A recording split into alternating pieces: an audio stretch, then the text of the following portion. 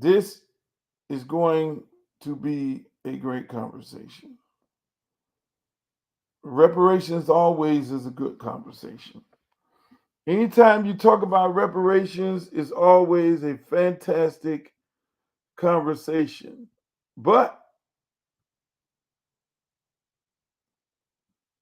being that we are in this particular time, what the fuck? Being that we're in these times, it's gonna be something else. All right, here we go, ladies and gentlemen. Let me start the room up. I'm a little late. We are broadcasting over 3 networks here, all my platforms. So we have about 400,000 people on Facebook. We're on uh, my YouTube channel, Twitch, 3 Facebook channels. Yep. Twitter Live, Twitter Space. We're going to have this good conversation about reparation. Reparation. So if you are if you're riding around checking us out on Twitter Space, that's a great thing. Coming home from work, beautiful thing. It's going to be a great conversation. I want you to be able to chime in. If you're on Facebook, YouTube, and you want to talk, you can go to my Twitter page, Uncle Luke Real One. And other than that, throughout the broadcast, I'll post some things on the live stream, on the video live stream, some of your questions, and we'll get to them. Shouts out to Mexico. Mexico is on Facebook Live. You got everybody. California is on here. This is getting ready to be a good conversation. So, ladies and gentlemen, tonight we're talking about reparation. Who's going to give you reparations? Who's going to get it? Hey, there's Miss Leslie. How you doing, Miss Leslie? Miss Leslie don't like me no more. She was my friend. I don't know what happened. Uh, she stopped liking me. I had a guy up in the space. He was on the space, and she's not her and the guy beefing, so she didn't stop talking to me. But I still love Leslie. That's my good friend. I don't be knowing about these Twitter beefs and all that. That's a whole nother story. But shouts out to Leslie. We love her. Reparations is needed in Liberty City, East Texas. Say reparations. North Louisiana is saying they need reparations. Interesting. So the conversation tonight, ladies and gentlemen, let me start by getting into it. The topic of the discussion is who's going to give you reparations, the Democrats or the Republicans? That is the question. It's just that simple.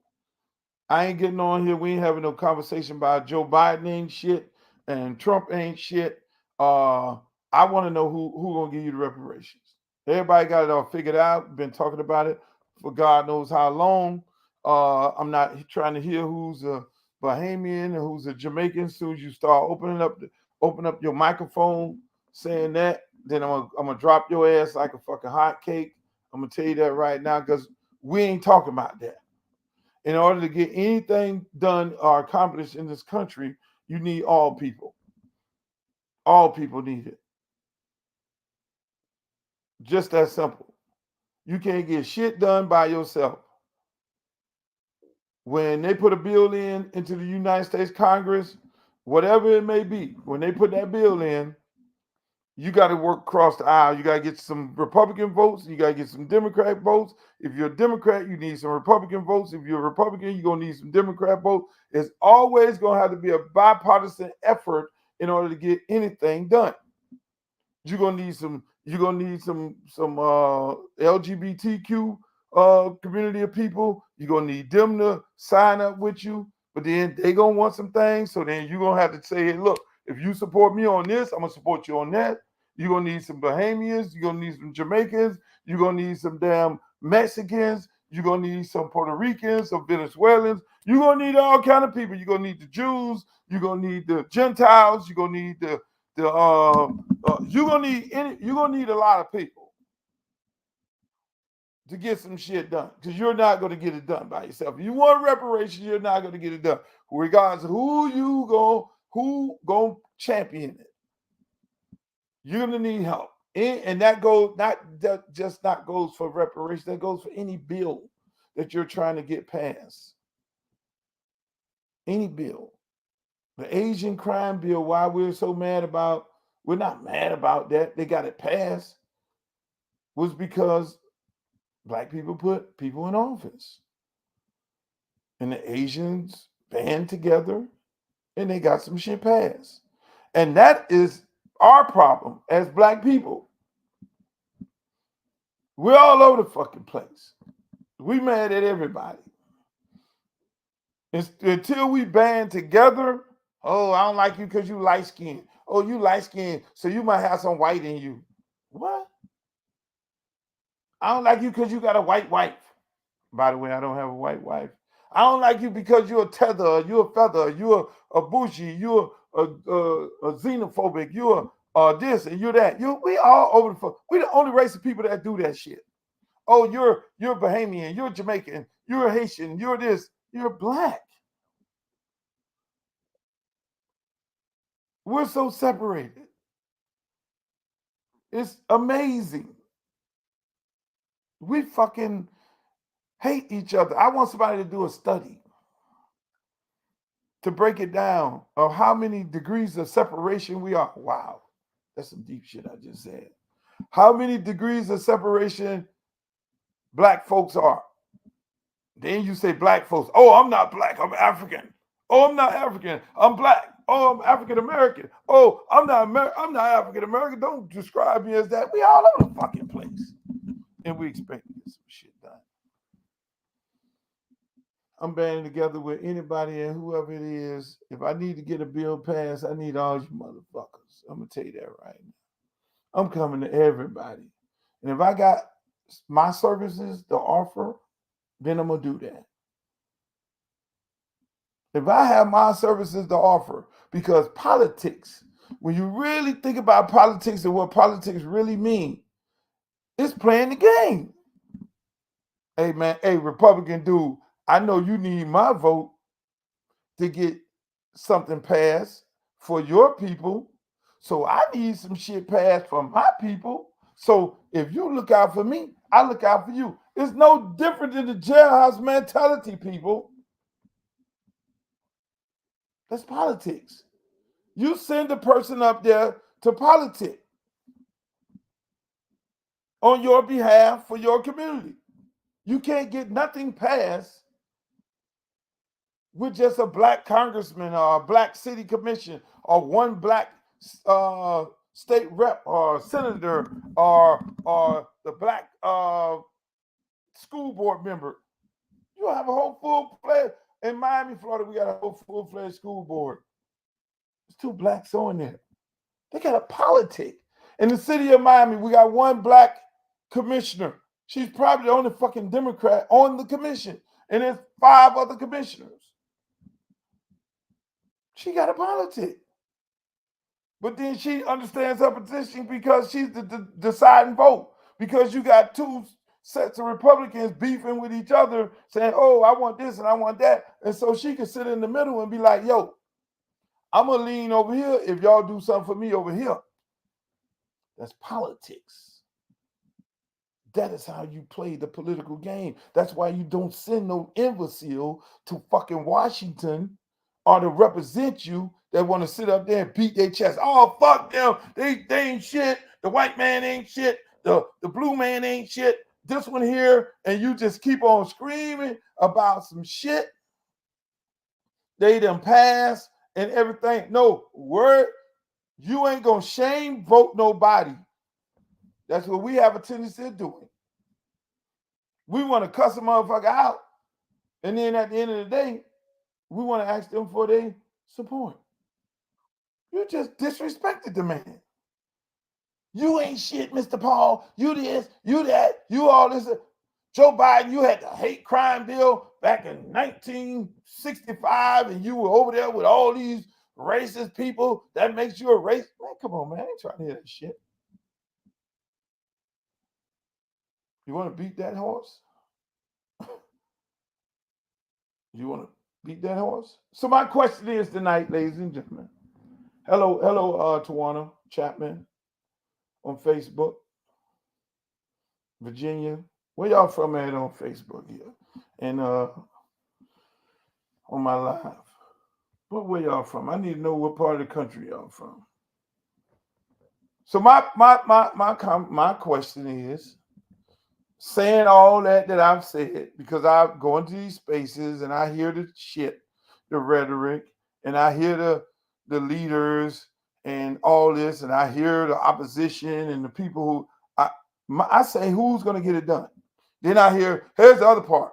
I'm not voting Democrat because the Democrats ain't shit and this, and I want reparations. I'm like, okay. And then the question becomes, so that means you get ready to vote Republican. I don't give a fuck who you're going to vote for, but I mean, if that's how you're going to get this shit done, explain to me how you're going to get this shit done. Because them motherfuckers over there already said they're not giving no reparation. And that was Tommy Tuberville, one of the leading ranking senators in the United States Congress.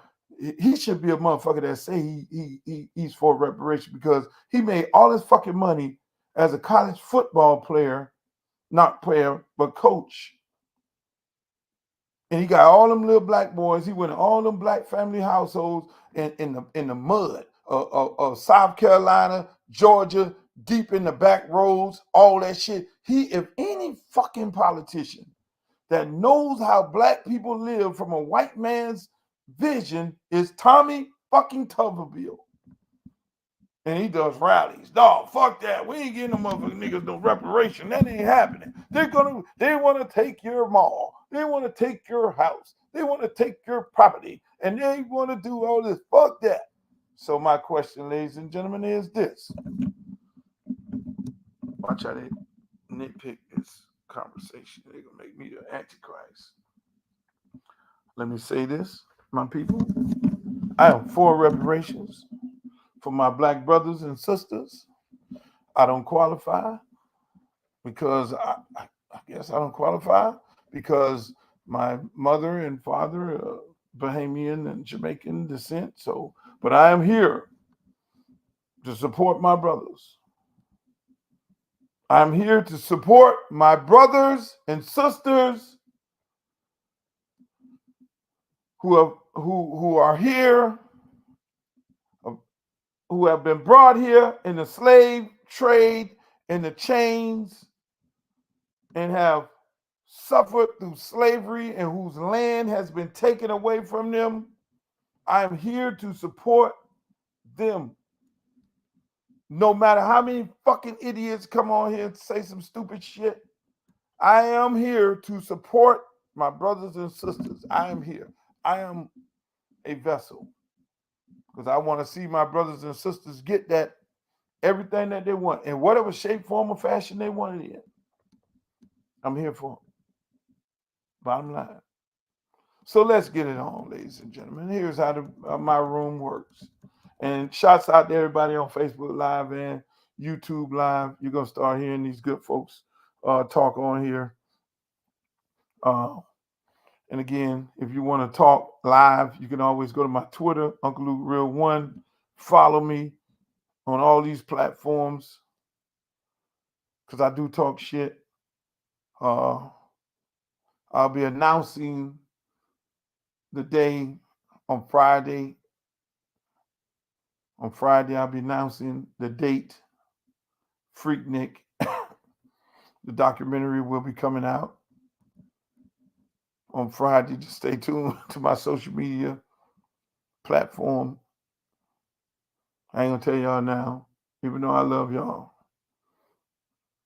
But that's where we at. So the rules of the room: when you come up into the speakers area, put your hand up. We'll get to you. We'll get to you in the order in which you put your hand up. You got 1 minute and 30 seconds to talk. Land your plane, we'll land it for you.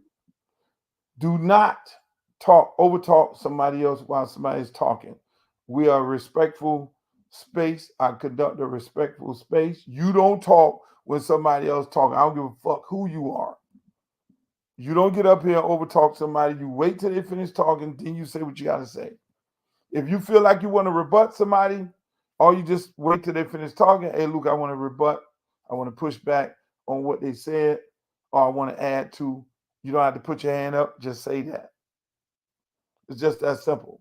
Don't call nobody out their name. I don't do that over here. They do that shit in other spaces. I don't do that over here. Soon as you call somebody out their name, I'm gonna drop your ass like a hotcake because I don't have that.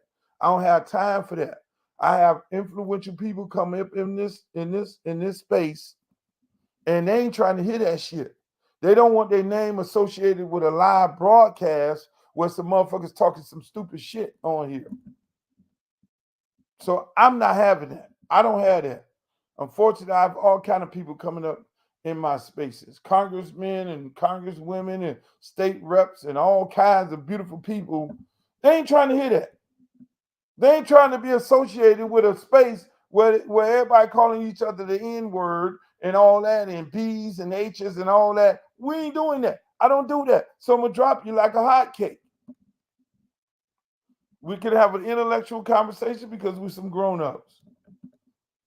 We ain't got shit to do on Friday night. What the hell? I'm sorry. Friday.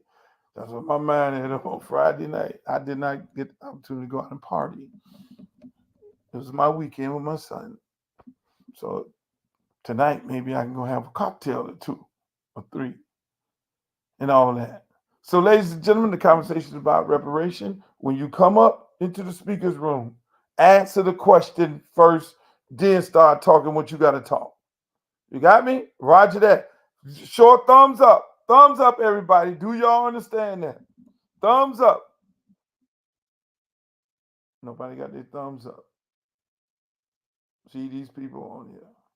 I swear to God, if I had a button to ship some of y'all back to Clubhouse, I will ship y'all back over there. Y'all need that in your life. All right, ladies and gentlemen, let me get my co-host, Mr. Stephen Hunter. He's the co-host. Reparations. Come on up. Put your hands up. Put your hands up. Put your hands up. How's everybody doing on Facebook Live here? All right, I'm bringing people up. And remember, after you finish speaking, if you don't have your hand up, then I will take you back down. Don't be coming up here just like the club. Don't come up in the club sitting on the wall and ain't buying no drinks. If you ain't buying no drinks and sitting on the wall, baby, you got to go. All right, who got their hand up first? First up, it looks like it was Bobo, then Julio, Ricky. Let's go. Go ahead, Bobo.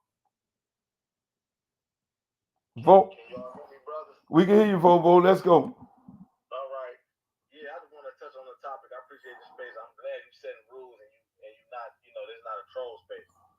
Let me say this, right? I'm a drop down after this. We gotta look at the evidence.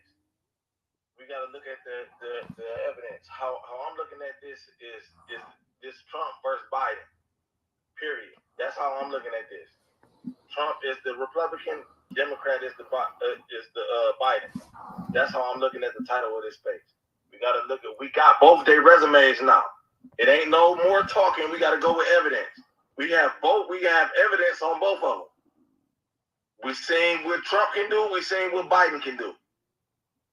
Look what Trump did. Juneteenth.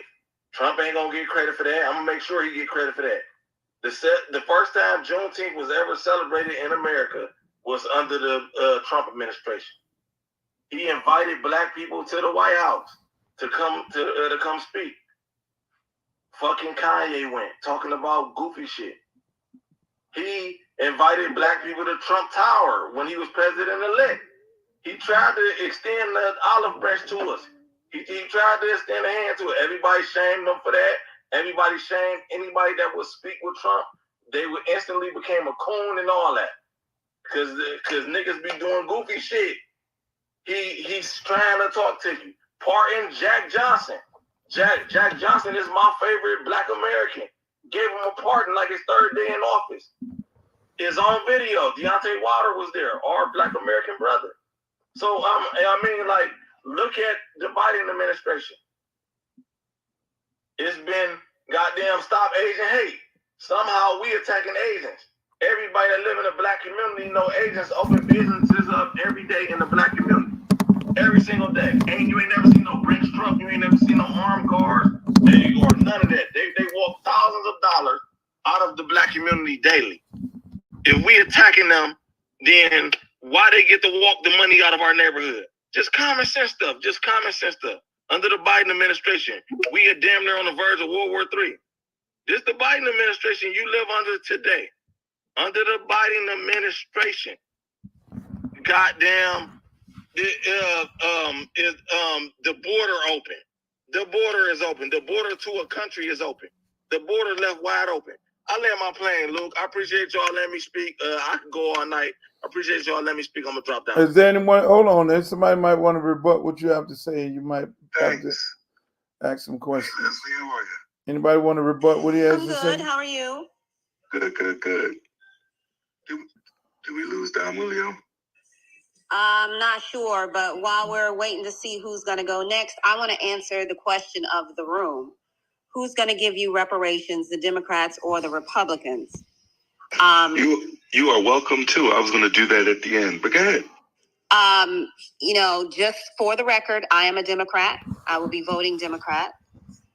But neither Democrats nor Republicans are given reparations, period. You can talk, you can say whatever you want to say, but neither party is going to give the descendants of slaves, of chattel slavery, reparations. What needs to happen, now that's not to say that we are not deserving of it. We're not going to get it.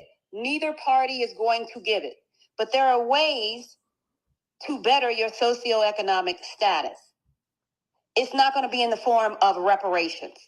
I know people don't like to hear that, but it is what it is. All of this chit chat about reparations and who's doing this and who's doing that that's all it is. It's chit chat. No one is going to get reparations. Now, there are different programs that can be utilized to try and repair what was done by slavery, but no one's going to write a check. No one's going to carve out something specifically for the descendants of slaves. And the sooner people realize that, the better off they're going to be. If that's Why not? I'm talking. Why not? I'm talking. When you spoke, nobody said anything, did they? No, they did not. Luke's rule was, when someone is speaking, let them speak. If the barometer of voting is who's going to give reparations, Republicans have already flat out said they're not giving it. Democrats want to enact all of these studies, and what that means is you're not getting reparations.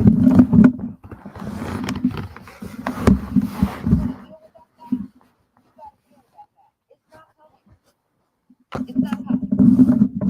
So figure out some kind of way to repair the damage that was done within the guidelines of how this country works. Because other than that, it's not coming. So I'm going to land my plane. I'm ready for whoever wants to cry about the fact that I'm telling you like it is, that you're not going to get it from either party. Let's go. Hey, Luke, hey, can I just ask you, please, this, though? Why not? Why wouldn't they? Why not? Like, I want to know her ideology. Why not? Why wouldn't they repair what they broken? That's what it's about. Why not? Why is she saying that? I think Volvo asked you a legitimate question, Leslie. Why not? Because this country that was built on the ills of slavery don't seem to think that they did anything wrong.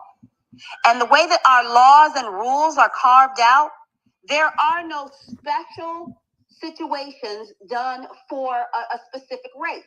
That's just the way it is.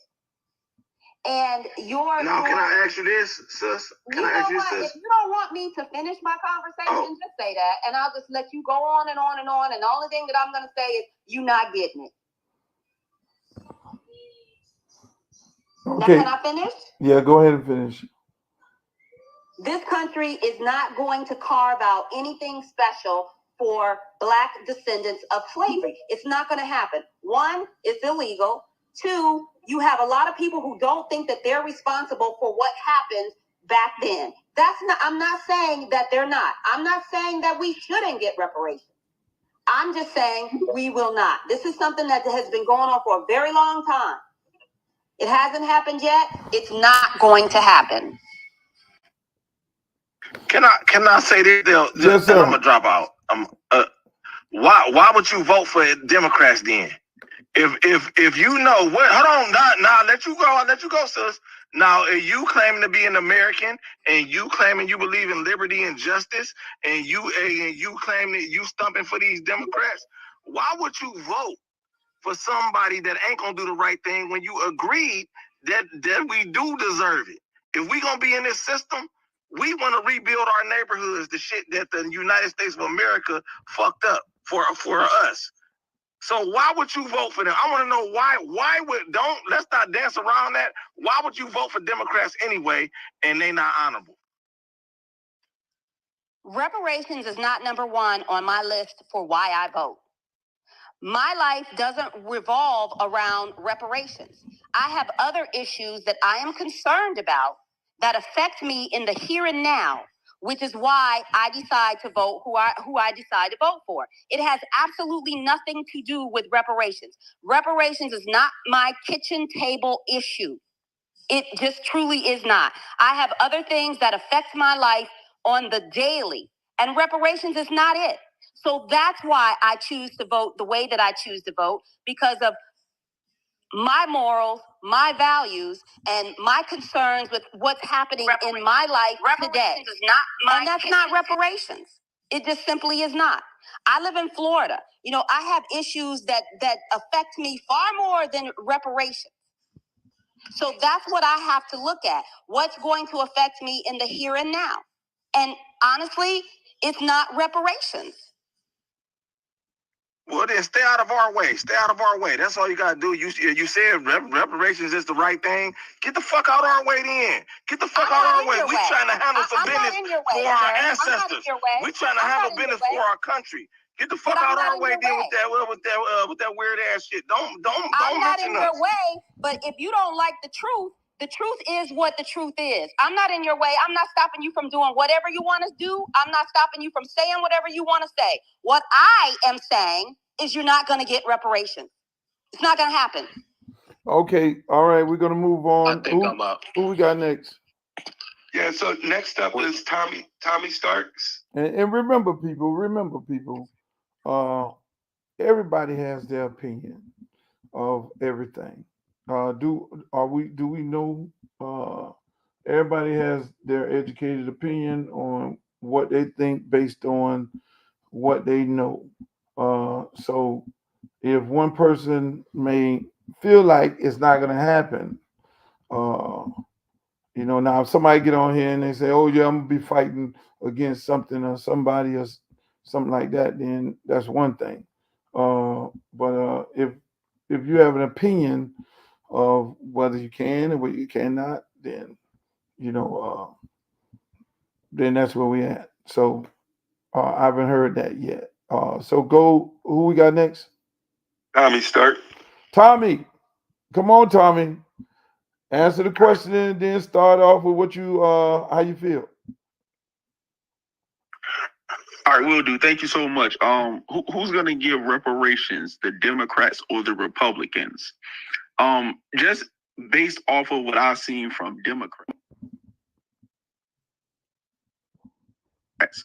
I think that we have a higher probability of getting a deal done under the Republicans more so than the Democrats. And the reason why I say that is because even when we had a so-called black president, even when the Democrats were running Capitol Hill at a death row like level, they didn't do anything for black people. So we know beyond a shadow of a fact that no matter what, the Democrats are just hell bent on not giving us anything that we deserve.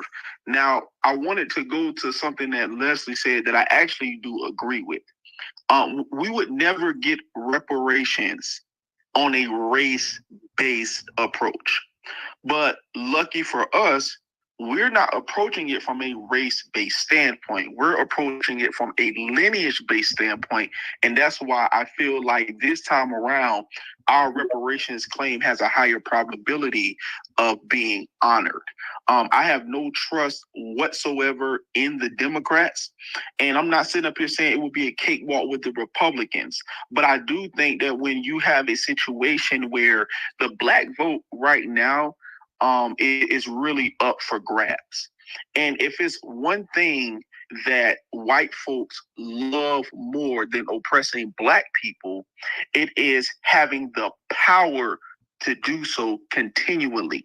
I think that the Republicans, they're looking 15, 20, even 30 years beyond Trump's presidency and saying, what is the best way that we can secure power for the next 50 years? I think the black vote is more conscious than it has ever been.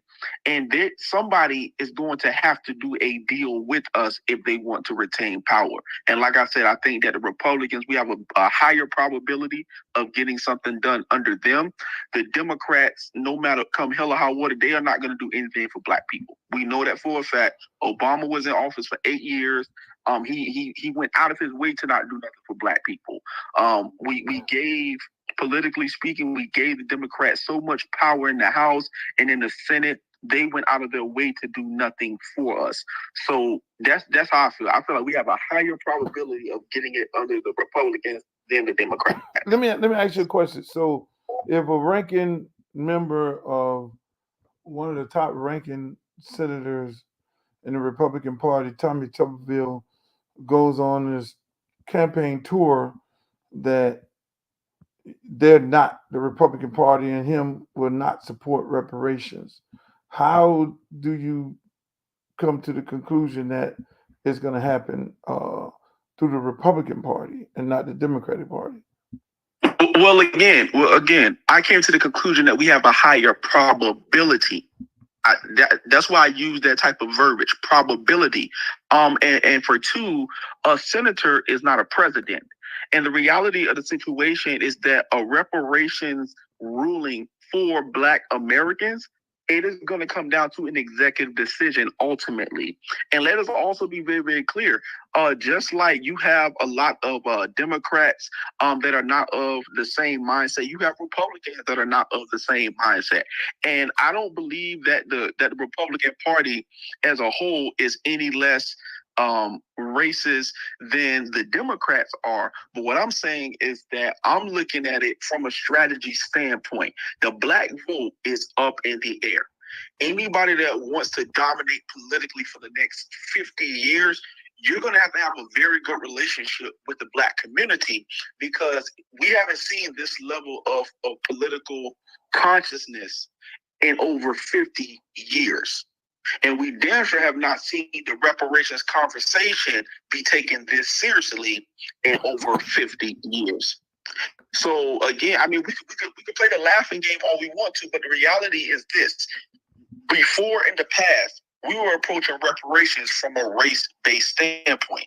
And that is one of the main reasons why we were failing. So again, I agree with Leslie when she said that.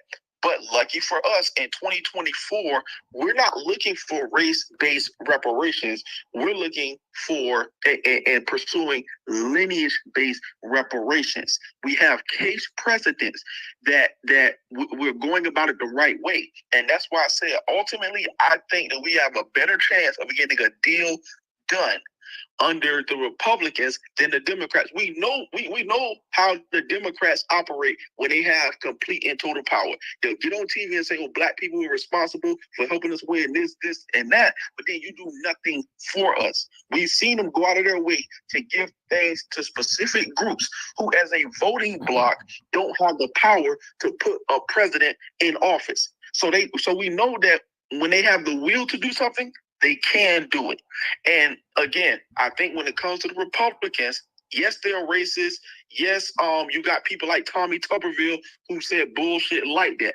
But no party has 100% people on the same page. And I think All that right. with the black vote, okay. Okay, thank you, Tommy.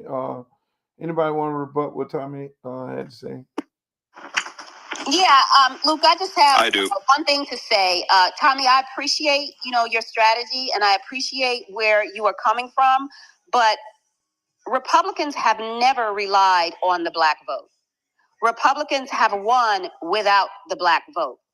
And to say that the black vote is going to sway them to want to give reparations, whether it's race-based, whether it's lineage-based, is just, not right. It doesn't make any sense. That's part of the reason why they don't. Okay, ladies and gentlemen, on Facebook and YouTube, what we're talking about on my Twitter space is reparation.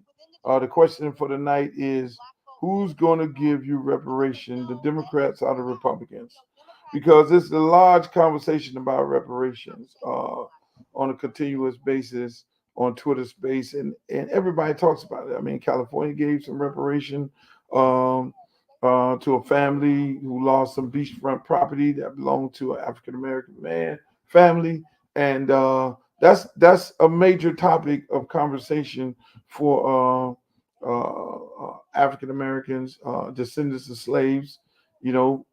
Folks think that they deserve reparation, and they want either party to sign on to it. They want Congress to sign on to it. They want that to be that's a top priority for them in the next election. And so, folks, want reparation, and they want it in whatever shape, form, or fashion that they can get it in. So that's the conversation for the night, ladies and gentlemen. Like I say, we're on all my platforms tonight except Instagram. We're on Twitter Live right now. If you want to speak on the topic, you can go to Twitter Live. Just follow me at Uncle Luke Real One on here on Facebook and on YouTube Live. On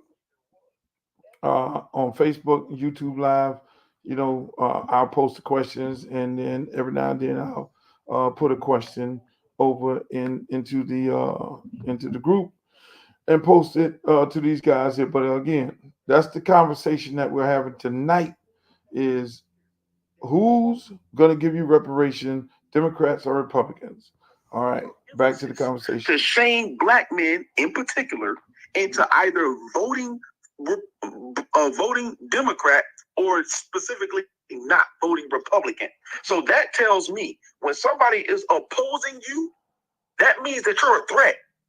So I'm not going to tell black people as a whole that you need to vote for Republicans or you need to vote for Democrats. I am going to tell black people as a whole, get in tune what your best interests are in your community, and then you vote however you see fit. But I don't think anybody should sleep on this black vote. Hey, Tommy, let me ask you, Tommy. Let me ask you. Have you spoken to your congressperson or your senator in your district? No, sir. Okay, so and I asked that because if any bill, whether it's reparations or any federal bill that needs to be passed through Congress, and hopefully signed off on by the president, that bill got to be brought to Congress. It has to have a sponsor, co-sponsor, and then it's taken through these different committees. And if it get out of these different committees, then it goes to another committee, then it get passed in the House, and then hopefully gets to the Senate. Then you got to speak to your senator. And a large time when we had these conversations, a lot of us have not did our due diligence in speaking to our representative. Like I have a representative. I got a congressman, a congress lady, Frederica Wilson, and another congress lady, 3 Democratic Congress women. If I want to get reparation, if I want to get anything done, I'm going to get on the phone and speak with them. A lot of times they'll go to town hall meetings and they'll have a town hall meeting talking about the different issues in the community. They have people who work in their office, outreach people, people who want to know what the community is asking for. Because again, a congressman or woman, they get they get elected every 2 years. The senator every 6 years. The governor 4 years, president 4 years. So that congressman or woman is more open to listening to your issues or the issues of the community to try and get those things done because they're there in 1 year. Half a year, hold on. Half a year after the first year, they're running for re-election. So you can oust their ass faster than you can oust anybody. So my thing is anything, and I ask folks, it ain't really difficult. Hey, look, congressman or woman or whoever you are, hey, listen, I want to have a meeting with you. Here's the email. Here's a letter. Me and my friends, we want to talk about reparation. Can you come by the barber shop? This is something that we're interested in. Now, if your ass they ain't trying to hear us and you don't want to listen to us, you want to come speak to us, you ain't got no answer for us, then now I have to then go find me somebody to run against you. And a lot of times these people don't want nobody running against them.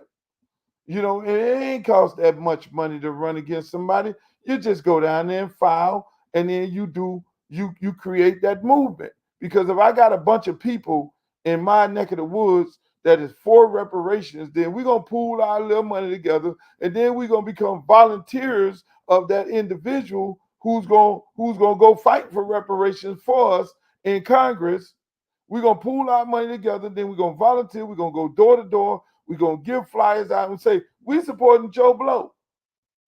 And now Joe Blow going to go up in there and then go up in there and put that bill in there. And he's going to keep putting it in. They keep batting him down. And then now we got a movement and we're going to try to change, some of these folks' mindset all across the country. Wouldn't that be the way to do it? So Lou, that is an excellent strategy. But remember, we're talking about reparations, and from my understanding, we're talking about reparations at a federal level. Yeah, so, federal. That's what I'm talking about. Congress, man or woman, that's federal. No, I understand that, and what I'm saying is, yes, that is important. I'm not disputing that. But what I'm saying is that as a whole, as a body, because let's put it like this. Let's just go with this scenario. Let's say we got the Democrats. We got a Democratic president. We got a Democratic majority house. We got a Democratic city, right? And Black people go to them and we ask for tangibles for our community. Because you say that the Black vote is so important. But wait a minute. We've already had this scenario in real life on multiple occasions. So my thing is this: better the devil you know than the devil that you think you know.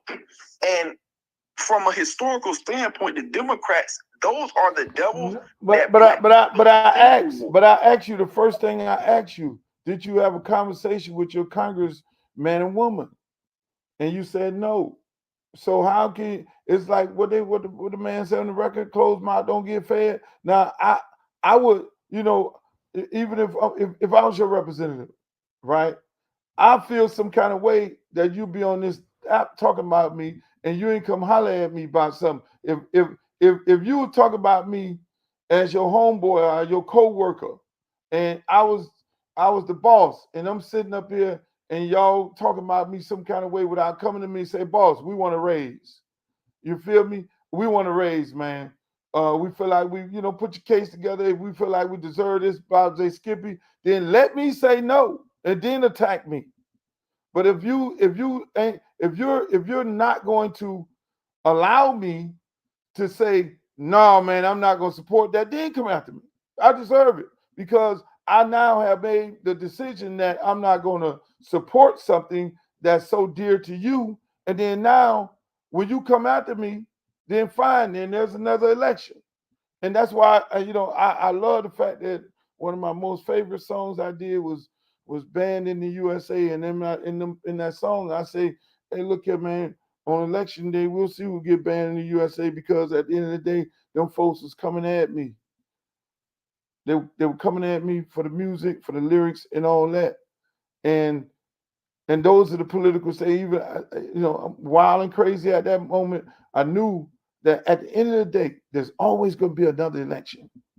So for me to then jump on Joe Biden way up the top of the totem pole. He way up the totem pole. When they do this election next, there's going to be so many other things on that thing. But one thing is going to be on there. It's going to be who represents you, me, and everybody in Congress. Now it becomes our decision whether we're going to keep voting for that person. I don't got no problem with nobody. I deal with everybody. If I live in an area where it's a Democrat and a Republican running, and if that Republican going to get some shit done, I'm going to go to his town hall meeting and I'm going to stand up and say, I got a question, Mr. Republican. Hey, Mr. Republican, how do you feel about reparation? And that same question is going to go to you, Mr. Democrat, because you both are running against it. Now, if I see one of y'all bullshitting me, then you know what I'm going to do? If the Democrat bullshitting me, I'm going to go and say, Mr. and I feel comfortable with what the Republicans saying to me, then 9 times out of 10, I'm fucking with the Republican. But at least I posed the question. Let me get some more other people to speak on this right here. Come on. I think I'm next. Go ahead, Judge. Hey, you guys. And I do want to talk about this. First of all, Leslie, I want to say that I agree with you in many ways exactly what you said. Okay, so I want to answer the question. I think Republicans are more likely. And my mindset, I'm a conservative, but I'm a moderate conservative, Leslie. And what you said, I agree with a lot in that this goal for reparation can be a lot of will spending and a lot of wasted time. You can use that time to building yourself, your family, and your community instead of chasing this dollar that you may never get. But the fact is, I do think Republicans are more likely to provide reparations. And let me say this to you, to the family who doesn't really agree with me and they don't understand. I'm not for lineage-based reparation. I am for race-based reparation. The fact is, Black people in this country are not equal. What Luke is talking about is politics. Politics is pushing paper and bureaucracy. Nothing's ever done. I'm talking about the Constitution. Black people are not free and we are not equal in this country. And I got to sign a second. I don't want to lose my thought. First of all, if y'all don't know it, if y'all don't believe it, Donald Trump is going to be the next president of the United States. And Black people, you need to start getting your strategy game up. We need to take credit for putting that man in office. Okay, that could be done if you want to get on board with it. I want to talk about reparations and why I think the Republicans are more likely. Okay, you have to understand, most people are concerned about the money, cash payments, and I understand why. But for me, I want the non-repetition. I want them to stop harming Black people. Like Miss Leslie said, she got bigger fish to fry. They worry about trying to chase some money. She can get her own money. Okay? Black people not free. We're not equal. They kill Black men every day. They harm Black women. They steal Black babies for a profit. Okay? So regarding Republicans, if you give Black Americans X number of dollars, it's going to increase the money supply. Okay? Republicans usually or generally or business owners or their shareholders in corporations. That's why they vote the way they do. Okay, look, last time I was in here with Luke, he asked me, well, I'm going to vote for somebody, what they're going to give me. I am a Republican. I'm a conservative. I build my own business. So I look for the laws or the bills or whatever that Republicans push. If you guys understand. I'm a Democrat. I got my own business, and Steve a Democrat. He got his own Yeah, business. you're willing to Leslie got her less own money. business. We I don't know do that. that. Okay, so let me address that, sweetie. And I do understand what you're saying, and that's why I'm a moderate conservative. Okay, What because is sometimes that? it looks like that's why it kind of looks like Republicans are greedy and they won't take everything and they don't want to give nobody nothing. What is a moderate Republican? Look, I'm gonna lose my train of thought. Are you? Hold on. Okay, Hold on. Let me ask you. Are you MAGA?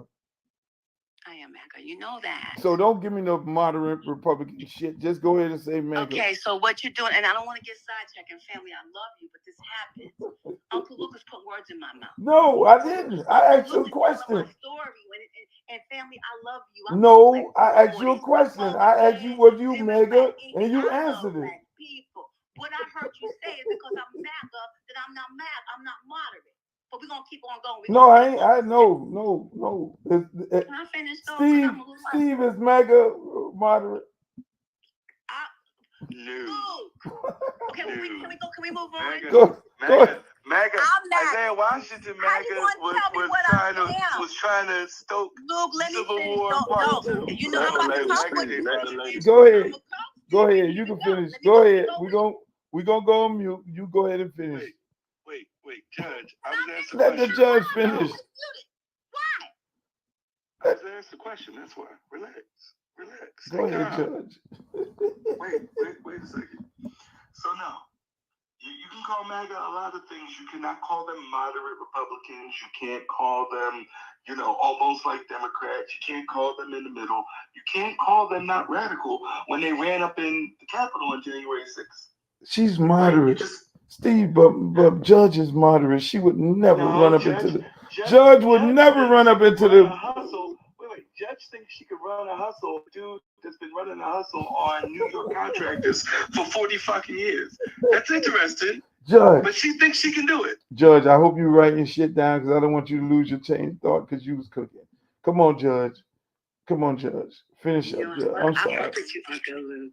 Like real hard. We love you, Judge. Come on, Judge. I Wanna Rock is my favorite all the time. I know. Born in America. We gonna remix this shit and call it I wanna make Going back to Democrat versus Republican. And family, what I want you to know is the Democrats do, they change the subject and they gaslight you and they try to get you confused. That's one of their tactics. You're calling me a gaslighter? Let me finish. Everybody get to talk, but for some No, Judge. Hold on, Judge. Judge, I'm gonna shut up. I just want you to do one thing. Answer the question and then finish talking. What's the question? Answer the question, Judge. Who's gonna give you reparation? Oh, you already answered it. You say the Republicans. Go ahead, Judge. Let me be quiet. I'm sorry. I'm validated for you, brother, if you allow me to. You see, you have a college-educated black woman who can think critically. Okay, so let me, please. Okay, so for again, I said, somebody said lineage-based reparations. I'm not for lineage-based reparations. I'm for reparations for black people. Going back to why Democrat versus Republican, let me explain something to you. The Democratic Party is founded on social programs such as food stamps, child programs.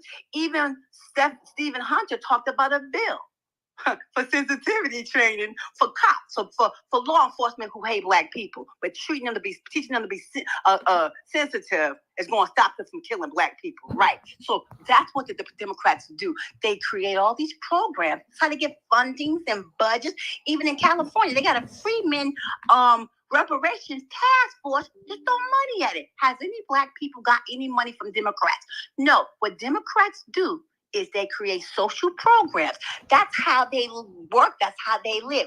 So what is the probability of them repairing black people? If they did that, then they wouldn't have a job. They would have no reason to live or be. How would they even function if they repaired everybody? So is it probable they're going to repair the people who they harm? And I could throw Attorney Crump in there. I don't want to get sidetracked. Okay, Judge, you got 15 more seconds. Okay, now you may be mad. Anyway, just to the family, I I have a claim against the state of California for anti-Black hate crimes, genocide, fraud, and the cover-up. And the California Reparations Task Force is in bed with my oppressor. It's my intention to demonstrate that California is guilty of government-sanctioned genocide. And that's how I'm going to lead my people. That's how I'm going to lead my people to reparations on a federal. Why y'all? If somebody could sit here and Judge, you're done, Judge. They don't want me to school you. Why did Hold on, Judge. You can't just talk past 1 minute 30 seconds. No, but everybody, family, everybody in the room know what it is. I'm gonna stop. No, Judge, you come back and put your hand up, and if you want to do Judge Part 2, you can do Judge Part 2. But at the end of the day, we like you, Judge. We love what you have to say and how you have to say it. You may want to move from California because Gavin Newsom ain't going nowhere. I'm bringing Black people to Gavin Newsom is not going nowhere no time soon, Judge. Judge, I got to move on, Judge. Thank you, Judge. Okay. All right, who we got next? I would like to speak. Go ahead. Ooh, hold on. You got your hand up. You got to put your hand up, sweetheart. Yeah. Let's reset that while we had Judge.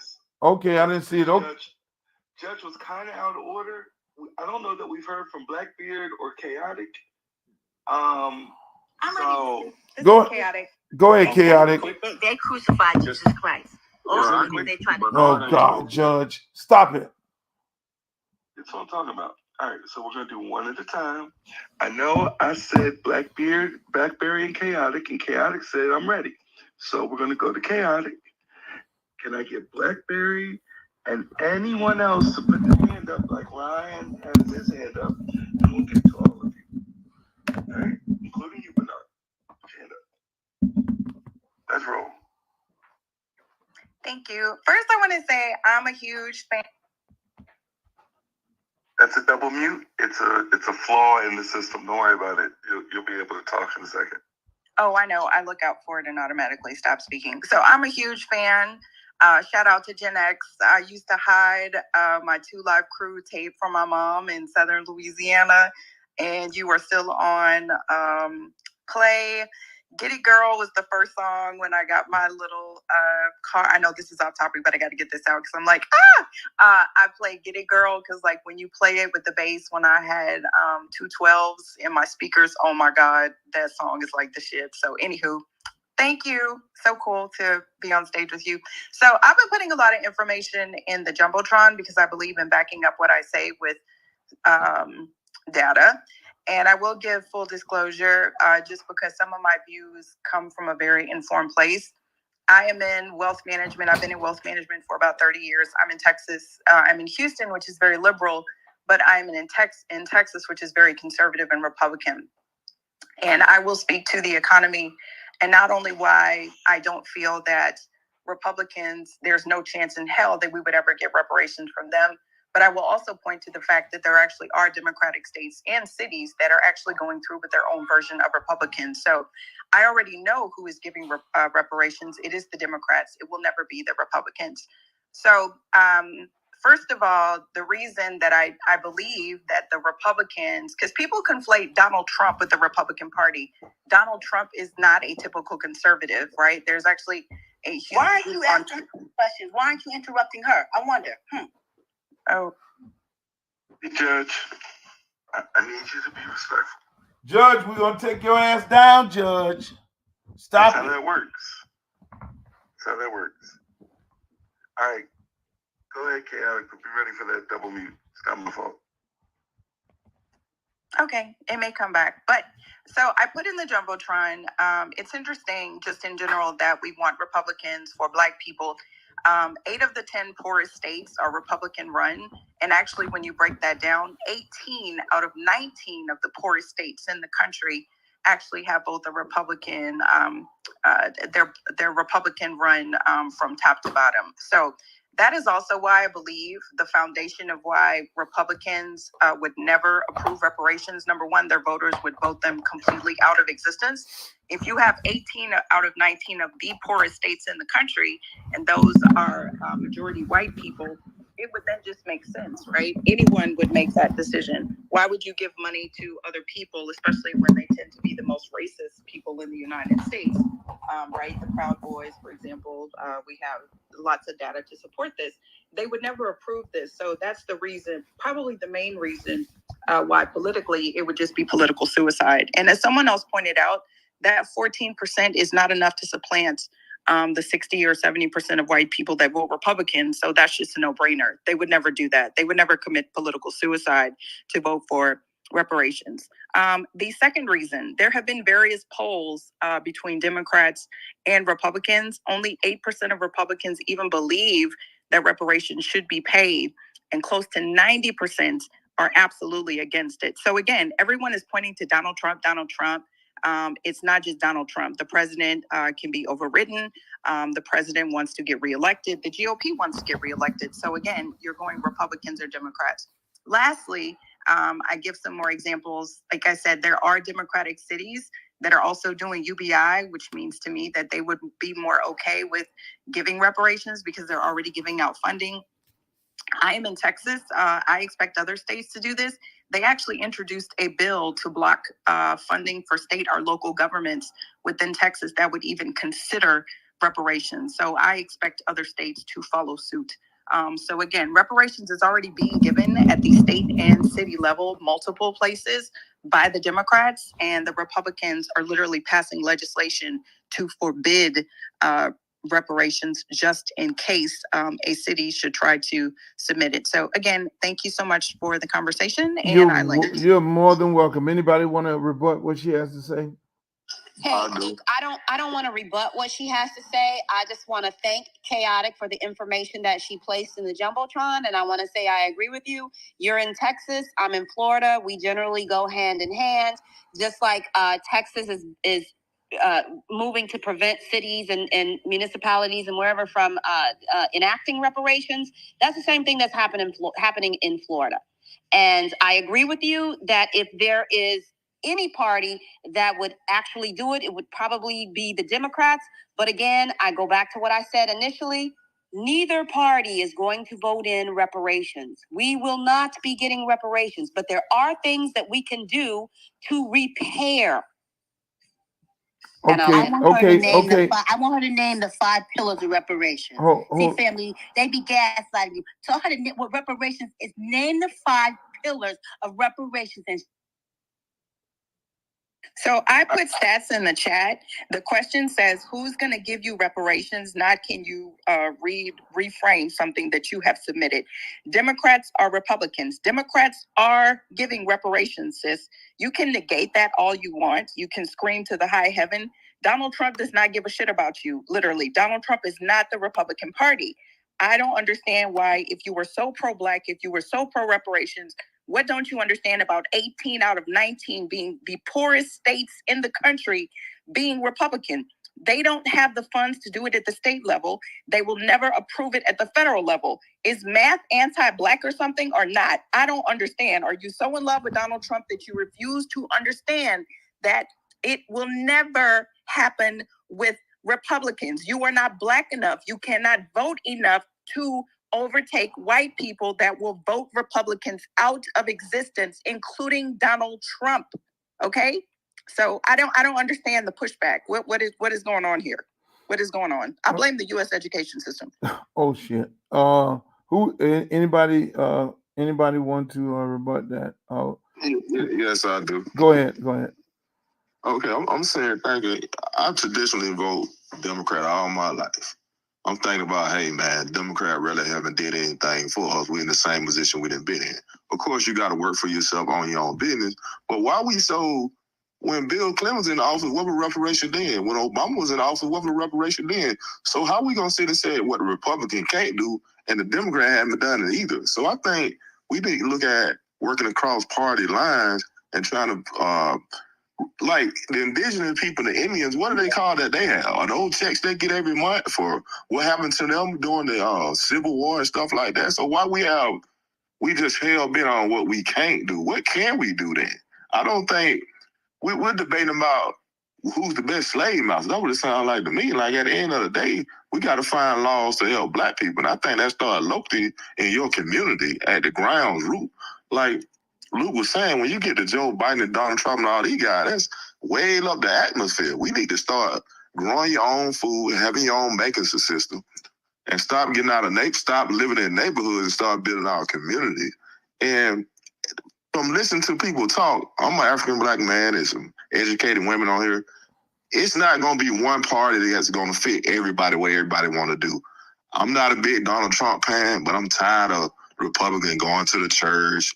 Oh, them guys racist. They're not going to do this. They're going to put you back in slavery. But I asked the Democrat, what the hell y'all really done? Obama didn't do nothing to me. He did something, but he didn't make it seem like he was for black people. He made it seem like he was for everybody. And I understand we have to be like that in America, but at the end of the day, I have to look at somebody that's going to help me for me. I can't be with the guy who's going to be for everybody because I'm not for everybody. So we just got to, take a look at and see what we can do at building ourselves up for the ground roots and going up. I think the top of it is, what do you feel more comfortable with giving reparations? I'll ride with Donald Trump because it seems like he make a lot of them people on the other side real mad at him, and they hate him because he goes against the traditional old school way of thinking. And I'm not going to get into is he a racist versus somebody else. A little racist and a lot of racists never matter in my life because it's all the same. I appreciate y'all letting me talk on the platform. No doubt. Hey, man, we appreciate your comments. Who we got next? Yeah, go ahead and rebut. Go ahead and rebut. Okay. So in regards to what he was saying, I do agree to some capacity. But you have to be honest, we're never going to get reparations the way it's set up. Because you said something about a little racist and a lot of racists, but to be perfectly honest, the racism that they have for us goes across party lines. Black people have tried to do this before. After emancipation, they destroyed our villages. They destroyed Seneca Village to create Central Park. They destroyed Black Wall Street. During the 60s, they destroyed us, destroyed our leaders, put crack into our communities, and that's across party lines. We want to bitch, moan, and complain about how the Republicans don't like us, the Democrats don't like us either. And in regards to the black vote is actually weakening due to the immigrant situation that's going on. In the next 50 years, the black vote will probably be the weakest it's ever been. Because remember, when you're born here, you become an American citizen. So the immigrant citizen, Spanish, so on and so forth, is going to result in the fact that we're going to lose our power voting-wise. And in regards to reparations, it's unfair that black people don't get it because everybody else has. Whether it's the Jewish community, they're about to get a $53 million bill passed in New York City now. Whether it's the Asian community, whether it's the indigenous community with the reservations and land, there's no reason why we don't get it. The only reason why we don't get it is because they're intrinsically racist against the black community. And America was created on the black community's back. So they have to keep the black community on the bottom in order for America to function the way it's supposed to. But that's my rebuttal. Thank you. All right, real fast. I'm going to rebut because I've heard this now twice. Listen, a lot of y'all are very, very loose with your language, and you don't really mean what you think you mean. There is a significant difference between somebody who is stupid and thus far is what I like to call an accidental racist, and someone who is out to harm you because of your blackness. They are not the same. You don't give either one a pass. You confront it when you see it. But don't tell me I'd rather have the outright racist than the racist that's trying to do nice things for me because he ain't giving me what I want, which is really what you're saying when you're sitting there saying, oh, I'm going to go with Trump because I know he doesn't like me. I'm going to go with Trump because when George Floyd died, he said, all right, well, we're going to have law and order. I'm going to go with Trump because he said he's going to bring stop and frisk back to every single neighborhood and city in America. Right? Because he's honest. Instead of the guy who said, no, I'm going to eliminate no knock warrants. We're going to do some training and de-escalation. Y'all are literally sitting here saying, I'm going to go with the guy who has outright antagonism for me because he's honest. That's wild. Hey, see, Some let of me y'all ask you, just be Steve. talking. Let me Can I ask you, rebut Steve. that, please? Hold on. Yes, can I rebut that? Can I rebut that also? Yeah. Go ahead. After the host, wait. After the host talks, go ahead, Luke. What you have to say? No, go ahead. I'll let them rebut it. Let me just reset for everybody online, ladies and gentlemen. That's on Twitch. That's on YouTube Live, on Facebook, platform. We're talking about reparations. Who's going to give you reparations? The Democrats or the Republicans? Once again, if you want to speak live, you can always go over to my Uncle Luke Real One Twitter, X, or whatever you call it. Yeah, X, because everything on Twitter is X-rated these days. You can go on there and speak on there. I know I got a couple people on here that says, that's saying, making some comments on here. You can see it on the live feed on X up top. We'll get to some of the questions later on. All right, go ahead and rebut what Steve had to say one at a time. Remember, you got 30 seconds to rebut. Okay, my rebuttal is, do he understand the law that Joe Biden has passed against black people and the Frisch laws and the law of Bill Clinton with the drug, 3 strikes you out, and what the vice president law that she have passed? You tell Republicans, the Democrats have never had racism in the Democratic Party, and all Republicans are just racist. Or that what you're referring to? No, actually, nobody said that. But those particular laws have been repealed and are on their way out to being repealed. Meanwhile, the new guy is looking for ways to have more police interact with y'all more often, which will become more of a threat to you, me, your sons, my sons, Luke's sons.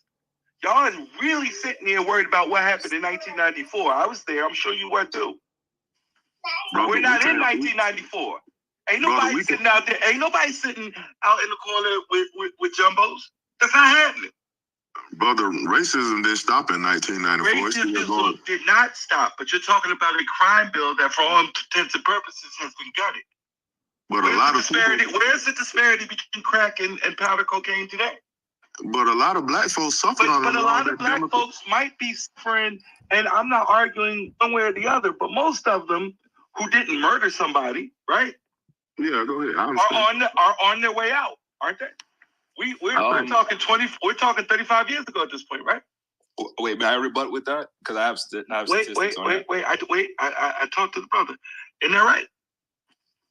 Yeah, but we arguing who's the most racist versus less racist. We arguing. No, actually, my critique of your point was the idea to say I would rather somebody tell me they hate me to my face and do things to antagonize me against my people, as opposed to somebody who's not really doing anything against my people, but I think he's hiding it. It's silly. It's ludicrous. It's not. I think it's silly to watch CNN News and get all your perspective and don't even listen to what Fox News is saying. But we didn't talk about your favorite news channel, right? I don't have a favorite news channel. Brother, go ahead and mute up. Go ahead and mute up this. Okay. No, all right. Hold up. What you got? Hold up. In regards to the hold up. That was a double or triple mute. I don't even know what happened. I put it on mute. Okay. I got to give. This gonna be the last. I can hear you. Yeah, this gonna be the last rebut. Hold on. This gonna be the last rebut to this topic. Somebody is walking around with their phone. This is gonna be the last rebut to this topic, and then we're gonna move on because I got some hands up and I got some people down there requesting. Okay, go ahead. You got 30 seconds to rebut. Can you hear me now? I got you. So, in regards to the Joe Biden 94 crime bill, he was the creator of it, super predators, et cetera, et cetera. Yes. The reason why the community is getting back is because the fentanyl crisis hit. And the fentanyl crisis turned the idea of, the crack cocaine epidemic into them seeing them as criminals, as their kids are now in the same situation as us. They're seeing them as victims, as we should have been seen as the first time. So that's why those laws are being decriminalized in the manner that they are, because they can't play the double negative to it. Actually, sir, fentanyl is the new stuff. Dude, we had meth and a whole bunch of other stuff. Listen, all that stuff was getting reversed by the end of the 90s. Stop it. I was there. You weren't there. I was there. You weren't there. Okay. All right. Going on with Joe Biden in the presidency has the opportunity to help the black community. He could have helped the black community by cutting down student loans, as he promised. He could have helped the black community. By the way, he canceled over $100 million in student loans, right? Hold on. Let me finish. Wait. Didn't he cancel Did he cancel? No. That was not his campaign promise. His campaign promise was that he was going to cut down. The Supreme Court said he couldn't do more. he has the ability to have it. What did he has the Trump do? ability to what? Magically cut more than he has the executive decision. He has the executive order does not give you the power of the purse strings. That's not how that works. I wish you had beat up on your civics, brother. I love you, but you're gonna have to. If you're gonna have this debate, we can have it. We can talk about who's good, who's right, who's wrong, but we have to work from a common set of facts. So, are you telling me that the executive order doesn't allow the president? I'm telling you that the executive order is limited. It is constrained by the checks and hush. It's constrained by the checks and balances, right? So no, the president does not have the power by a stroke of a pen without some congressional grant of authority to get rid of all student loan. He tried that. Supreme Court said, don't do that, right? That's what happened. He did. Now he's doing other things within his congressional grant of authority.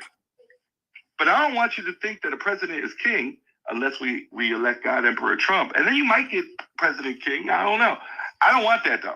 I need somebody that's in and out in 4 years so I can review their job performance, see if he made the playoffs, all those sorts of things.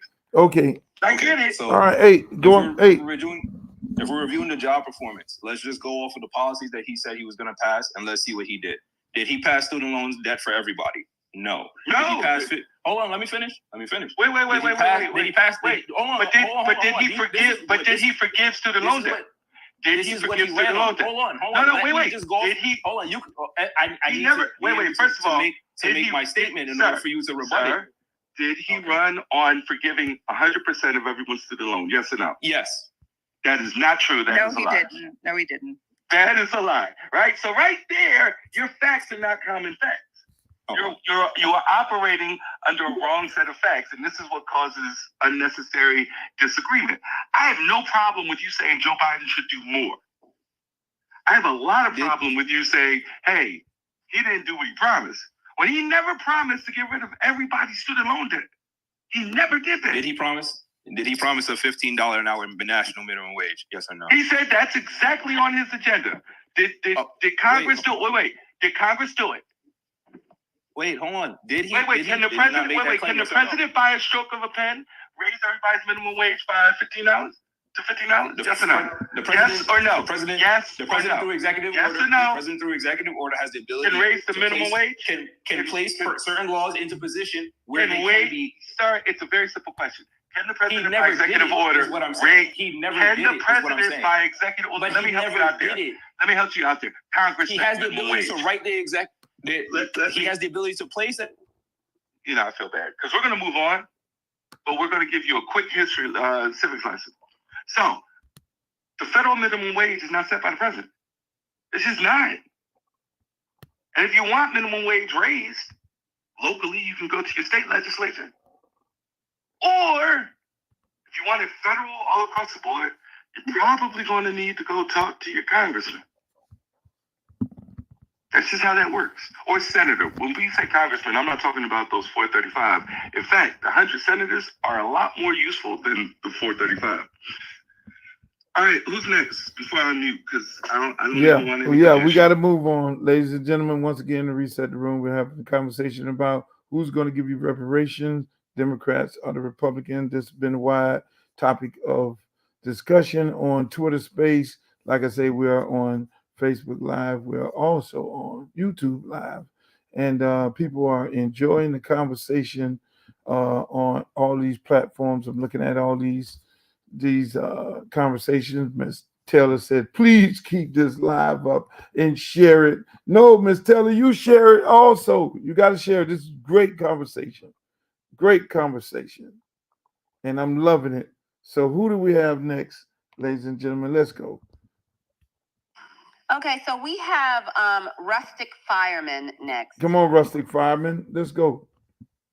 Appreciate you, Unc. Listen to your music, man. When I was going through school, getting out, and I still listen to it back in the day. I'm happy I got you through it, Rustic.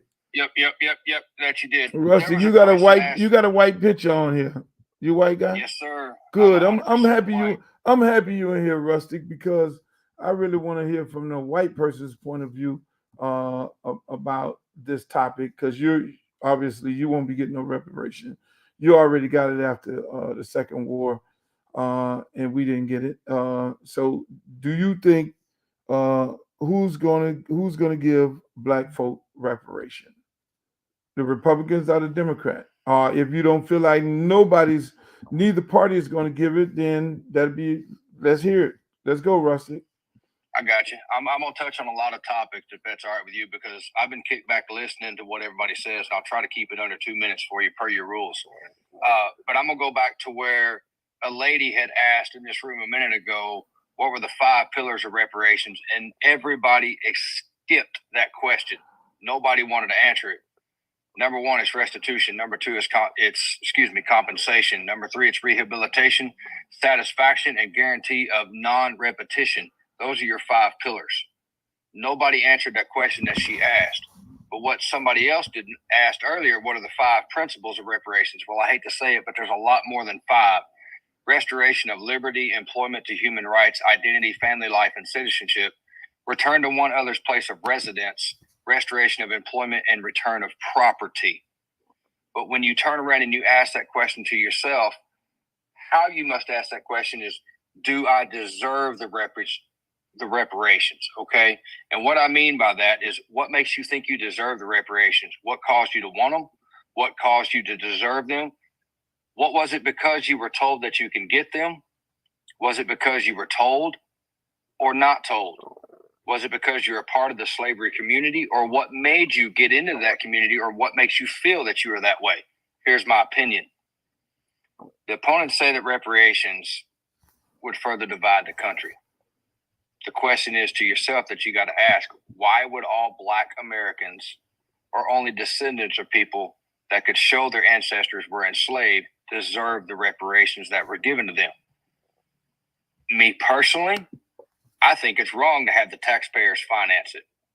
But given the fact that no one's alive today who's responsible for slavery, if you think you deserve it, that's more power to you. But I'm going to be honest with you. The Democrats nor the Republicans are going to give anyone reparations. They're only going to tell you the things that they want you to hear so they will get the vote. I believe Miss Leslie, your co-host, turned around and said that earlier.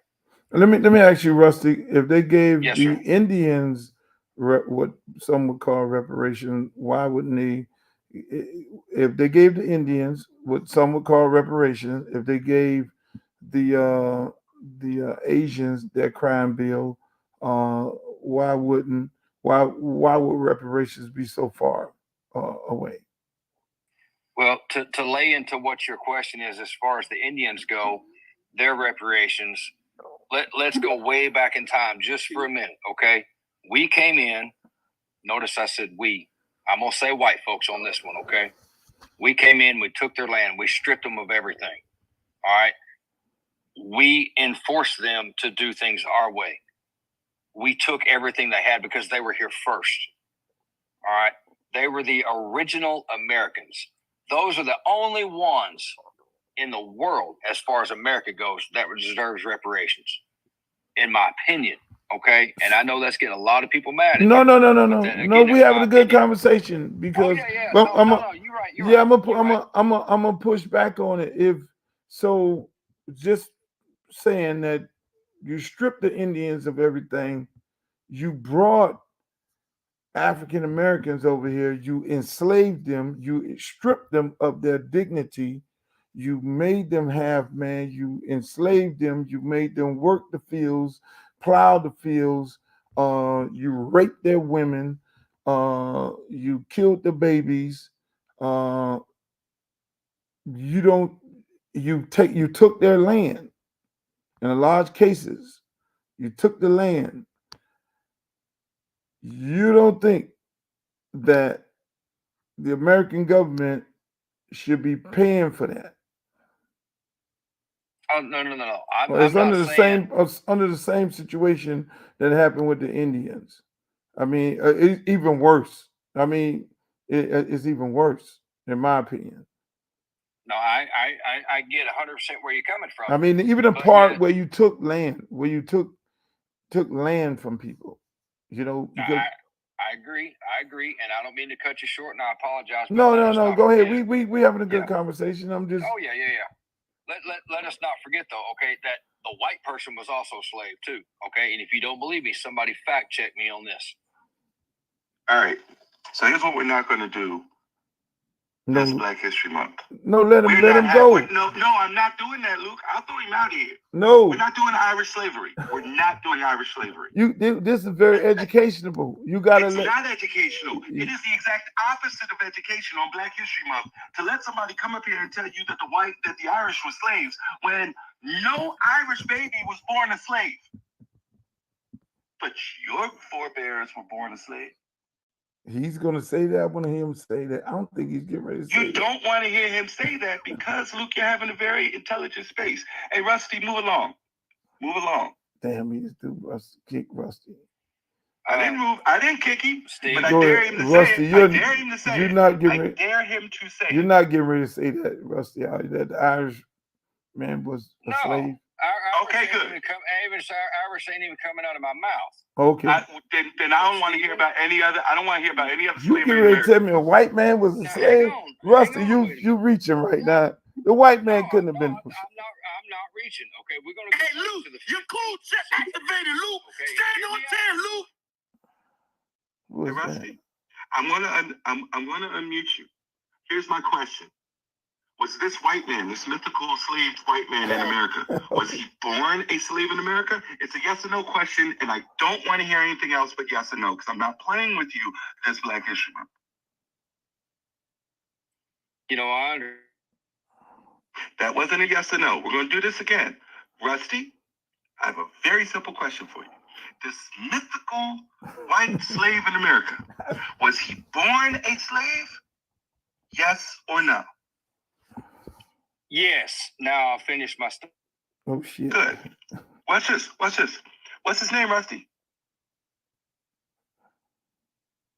What's his name, Rusty? Since how you're so heavy on the mute button, why don't you stay off of it just for a minute, Stephen, and I'll land my plane, okay?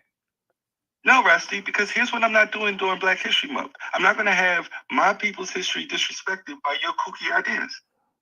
No, I asked you a direct question. What's his name, Rusty? No. We're not doing this, Stephen. This is We're not. Luther Space. We are not. Okay. Yes, but Luther Campbell was wise enough to give me the co-host. And the reason why is this. Because what I'm not going to do is allow you to disrespect Black people this Black History Month with your kooky ideas about some sort of white slave in America who was born that way. Okay, we ain't even So have it. here's what he can do. Rusty is Go going. put it in the comments. Go put it in the comments, Rusty. Yeah, Rusty is going. Okay, Let's move around. Up next, we got Miss Nikki Barnes. The great Miss Nikki Barnes. You got to put greatness on her name. Come on, Nikki. Shit, I'm trying. I'm trying to catch my breath. I can't breathe. I'm trying to catch mine too. So who? I can't breathe. The white slave. My God. Or the Republicans. And so to answer the question of the space, hey Leslie, hey Stephen, who is going to legislate for repair and who's already legislating for repair in Black communities? It's only Democrats. There is no Republicans pressing any bills that will offer any kind of repair to Black communities, whether it's at the local, state, or federal level. And there's one thing that I did want to clear up that was referenced earlier, and I think people misunderstand government. And I give the opportunity to teach when I can, right? And so when we talk about executive orders, right, there are three branches of government. You have your legislative, which is your U.S. House, and your U.S. Senate. They are the lawmakers. The House controls the purse strings, the actual federal funding of our federal government, right? The House, in combination with the Senate and the president signing the budget, will fund the executive branch of our government. Right. And in that executive branch, Joe Biden right now, who's our current president, he has funding for every executive office underneath him in this government. So every cabinet position, every executive office has their own funding. When you talk about executive orders is a rule or an order issued by the president to the executive branch of the government that already has jurisdiction over whatever that executive order is, right? So, for example, when we talk about the student loan forgiveness, right? Joe Biden tried, straight Hail Mary, to say that since he controls the Department of Education under the executive branch, to just forgive all student loans. The Supreme Court said, no, you can't do that because that has to be passed through the purse through Congress. And so the executive order that he did do that is forgiving student loans right now goes towards the funding under his branch to the Department of Education. People need to understand that there is no stroke of a pen that makes him a lawmaker. Our president is not a lawmaker, nor does he control the federal budget. That is the members of Congress, that is the House, and that is the Senate. But what he can do is control the funding appropriated by Congress to the executive branch and determine how those departments are going to move and operate when Congress has not acted and passed a law. And that is the biggest thing that Republicans have an issue with, because you have groups like the Department of Justice, the EPA, Department of Education, so on and so forth. When Congress does not act and does not pass a law to address what we're dealing with in real time, the executive branch is able to make rules to address those issues, quote unquote, temporarily until Congress does its job and passes a law. That has not been happening these last few presidential cycles, including back to Obama.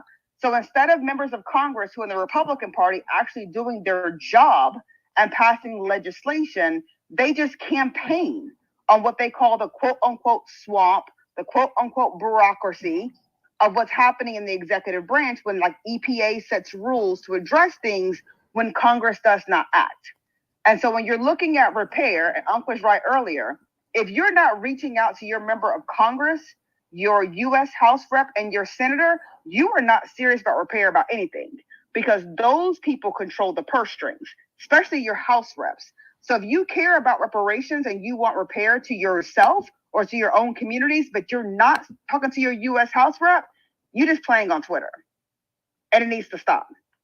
Same at the state level. You have a member of House, you have a state senator. If you're not having this dialogue with them in real time, in real life, going to town hall meetings, having this dialogue, then you're not serious about repair. And all this Twitter jabber needs to stop. Figure out who's running for office, go talk to them about your community and how it can be repaired, and then see what they tell you, Democrat and or Republican. But talking about it on Twitter and not talking about it in real life isn't going to change anything. And I'm gonna land there. Anybody want to push back? Thank you very much, Nikki. I appreciate it. I always appreciate you. V-Dub, what you got for us? Hold on. Anybody want to rebut what Nikki has to say? I'll push back. You should take a look at the stage, Luke. Ain't nobody on the stage rebutting. I just want to say, say Judge where I left off regarding the Republicans versus Democrats. May I do that or no? You want to? Well, why don't you leave your hand? You can't. Hold on, Judge. You got to get in line, Judge. Okay. Yeah, you put your hand back up, Judge. Put your hand back up. Put your hand. So again, B-Dub, what you got for us? Oh, what's going on, Miss Leslie? Hey, thanks for space. Thank you, Leslie and Steven. You guys are doing great at moderating. Ryan, I see you. Ladies and gentlemen, once again, boys and girls on YouTube and on Facebook, we're having a conversation about reparations. The question is, who's going to give you reparations, the Democratic Party or the Republican Party? This conversation is being taken place on my Twitter. That's Uncle Luke Real One. If you want to speak, you can go to Uncle Luke Real One. Follow me on Twitter. You just come up and speak and say what you got to say. As you can see, I'm posting everything that you guys are saying. How you doing, Virginia? I love you, Virginia. You're really engaged. Shouts out to Tangela Sears. She tuned in on Facebook, checking this out. This is a very good conversation. You know, we try to have these conversations at least a couple times a week about the issues that concern our community around the country. We'll start back having politicians come on, speak to them about certain things, and let you guys ask them questions, question them about some policies and things that concern you. So at the end of the day, ladies and gentlemen, this is what we're doing. We're having a great conversation. Again, you hear the people from my Twitter live page, and it's just going down. Is that it? And this what you're posting is going on to Twitter Live as well, because the stream goes to Twitter Live as well as YouTube, Twitch, and Facebook. So thank you for joining the conversation. We're going to continue it. I said just a second ago, there's over a dozen cities right now that are trying to pass reparations, that have tried to or in the process to. If you go look at them, where you go look at Detroit, go look at St. Louis, even go look at Asheville, you'll find that they have lack of participation from the public. They have lack of organization going on with committees. You have committees, the commissions that have been created to go study reparations and determine how they're going to pay them out. They can't get anybody to come, and you have people on the boards trying to resign because they're like, you know what? There's no vision. It sounds, matter of fact, when I'm reading, it sounds like Twitter. It sounds like Twitter Spaces. You got one group over here saying, want reparations this way. We have another group over in Twitter Spaces saying, I want reparations that way. And neither of them are so busy yelling at each other, they're not actually trying to come together and try to say, speaking one voice, this is the reparations package that we want. So we can talk about it. And it's fun to talk about, it's fun to yell about and everything, but the people who are trying to be about it, it's going to start most likely at the local level, and the state level. They're trying to do it. If you want to do it, go look in your state and see if your state already has a city trying to do it. When's the last time you went to a city board meeting or you went to a commissioners meeting when they talked about this stuff? We've heard about what happened in the debacle that happened in California. Well, they didn't have people showing up for the meetings there in California either. New York is about to start their reparations task force. Instead of hearing people saying, oh, that's great, let's find out what's going on in New York so we can be sure we're at the meetings, make sure the discussion's happening. They're bitching about, well, I don't like it because they didn't do it the way I wanted to do it. So no, if you're real serious about it, more than just talking on Twitter Spaces to hear your voice, and I love hearing my voice, then there are ways to go about actually putting feet on the ground and getting stuff done. And so I'd like to see more highlighting the places that have already started it, highlight places that have actually gotten something passed and what they've done, and then trying to replicate what they have passed in whatever municipality that may be to another municipality or to another state level or to the federal level. And when you have Republicans who are openly telling you to your face, not in coded words, in very direct language, that they do not support reparations, they will not pass reparations. And if you try to pass reparations, we will create laws to keep you from getting paid out reparations. I don't know how many other ways Republicans can tell you they do not support reparations, and why trying to go to them or consider them as an option for reparations as even a thought process in our head, because it's a waste of time and energy. I'll land on that. Thank you. Who we got next? All right. It looks like, unless I'm wrong, is it Ryan, then Epitome? Ryan and the Epitome. Make sure you guys check out Miss Nikki Barnes early in the morning. Her and the Epitome and some of these other good folks, they be in there talking so much shit. But that's the morning commute. The morning commute, ladies and gentlemen. Join the morning commute on Twitter. Follow Nikki Barnes. They have good conversations. You will get ran down if you don't come correct. So, again, who we got? All right. So the question of the night is, who are going to give you reparations? Yes. The Democrats or the Republicans? Who? And the worst thing. No, who answer the question and then take off. Let me. I got this. Okay. You got it? Yeah. Okay. I'm gonna wait for it now. So this whole thing, to me, it goes down if I took out a sheet of paper and I thought about what have the Democrats given us. We got Medicaid. We got civil. No. Answer the question first. It's real simple. All you got to do is say, the Republicans are going to give us reparation. That's all you got to say. And then you start saying, why? Then you could go and tear down the Democrats. Or if you want to say the Democrats, and then you go tear down the Republicans and say, why? That's what we're doing. Come on, Ryan. Just follow the room. I'm done. He says he's done. Is that what he said? Ryan, I thought he said. All right, let me. Oh, I'm sorry. I kicked Ryan. Come on back up, Ryan. I'm sorry. I kick you. Because I'm fast with the trigger. I'm not like my co-host. They'll listen and listen. Other than Steven, he woke the fuck up. when that man started saying white people, there's some white slaves and shit.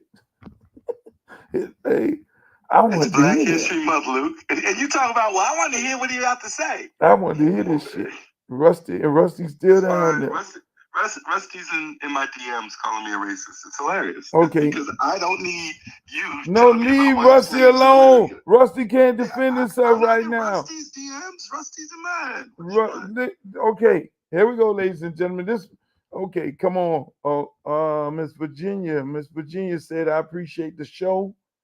With all these discussions, you keep it real. Thank you. She's on Facebook. G Code G-Man Immigrants. I mean, these folks are going in on this on Facebook Live. They're loving y'all conversation.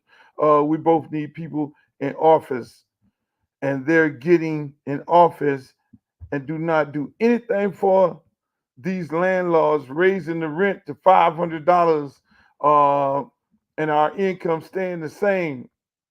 What are we supposed to do? Please help. That's from Unchurched on Facebook. There's pain everywhere, people. Pain everywhere. Okay, Ryan. Let me get Ryan back up here because I cut Ryan. Come on, Ryan. I thought you was out of there, Ryan. And people on Facebook, please don't call me right now because I gotta have this. I gotta have my phone for this. Where is Ryan? Did I bring him back up? And y'all got Ryan. I'm trying to bring Ryan. Come on, Ryan. It's on you. I'm sorry. I'll kick you. Go ahead, Ryan. It's on you. All right. So what I was trying to say was the Democrats, and here's the reason why I say the Democrats. Look at what the Democrats are more likely to give you reparations over the Republicans. The Republicans have already stood on business about what they are not going to do.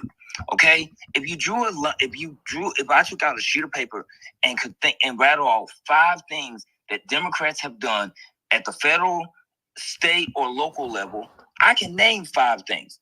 For example, in Louisiana, Medicaid expansion. Of course, in areas like Evanston and cities like Evanston, Illinois, they're doing stuff about reparation. They're doing stuff in terms of getting reparations. That's because Evanston is a Democratic city. So if we're going to sit here and say, well, Republicans are more likely to do this, okay, show me examples of when in the blazing bejesus that Republicans actually gave a crap about reparations. You can't show that to me. I can show you examples of what Democrats have done at the local level, as Stephen has talked about, at the local and at the state level. We see what happens in California. So there's a guideline to why I state that Democrats would be more likely to do that, even though in the larger sense, we know that may never happen the way that we want it to happen at the federal level, but at the local and the state level, you're seeing those things happen. And that's because of local and state Democrats. Everything that you do in politics is at the local and state level. The federal level is just up at the top. The federal doesn't trickle down quickly like the local and the state does. And people you're looking at Biden, but you're not looking at your governor. You're not looking at your mayor. You're not looking at your city council or your state legislative. That's who you should look at. The state legislative and the city council, because they're the ones who directly impact your life more than anything. Okay, who we got next? I appreciate those good, kind words. The epitome, you're up. Hi, Luke. Hey, Stephen. Hey, everybody. I'm going to be honest. Neither party is going to give reparations. Damn. And why I say that is because I look at the racial makeup of the country, and I look at the history of white people and how they think and what they think. And actually, when you talk to them, I know that we had two of the White Walkers who came up here and, brought up the, whatever the hell they were bringing up. But they're very indicative of what white people think. White people, after the Civil War was over, really, Lincoln was trying to unload us to somewhere in Africa.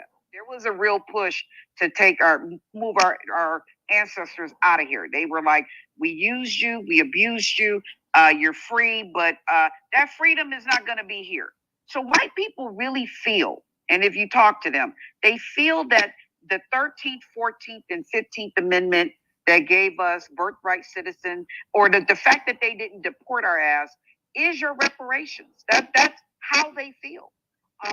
And when I put in the nest, I put the composition over the last 4 presidential election cycles of what our well, actually it was all election cycle since 2016, and the racial makeup of the Democrats, Republican, and other parties. And in the Republican, and even in the Democratic Party, even though they keep saying Black people we are overrepresented as Democrats, we only make about 16 to 14% of the party on any election cycle. The rest of the party is filled with white people. And white people, no matter what their political stripe, do not feel that Black people deserve reparations. And that includes white Democrats. White Democrats. Remember, we got white Democrats who are NIMBYs, not in my backyard. When we talk about schools and we're talking about property tax, paying for schools or changing that formula. Ladies and gentlemen, what we're talking about is reparation on my Twitter page.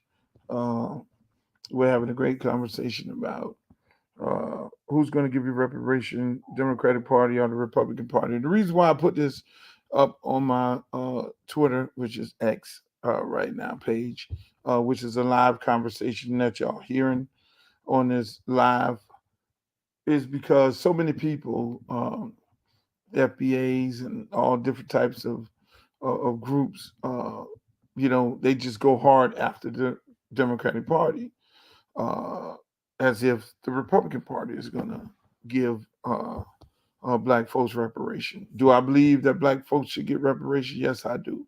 Some people, as you can hear on here, don't think it'll ever happen. I'm a person that just don't have can't in my vocabulary. I think if something put together in the right proper manner can get done, yes, it can get done. But again, what I see the biggest problem with our people is the fact that everybody's so separated and divided, and a lot of people who are pushing the reparation, who's at the front of the reparation push, don't understand, in my opinion, how to get things through the House and through the Senate and bills passed. Because when you hear most folks at a conversation, you ask them the first thing, have you talked to your local Congress person? And they'll tell you no, but they're quick to point the finger at the Democratic Party as if they're the problem, but you're trying to get a bill passed. And if you're trying to get a bill passed, you can't shame somebody into supporting a issue as if they're going to come out and all of a sudden, because you screaming and hollering on the corner at the local bar or on Twitter space about an issue that you have, until you bring that issue to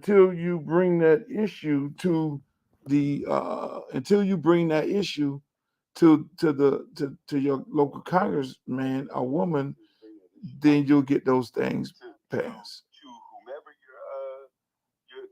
your representatives and any other representative. So you need to go to your representative. Yeah. So to finish up my thought.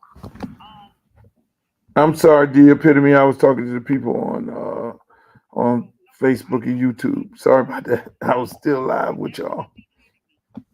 Yeah, and that's what's going on, folks. Uncle Luke for president. You want me to run for president? You sure you want me to be your president?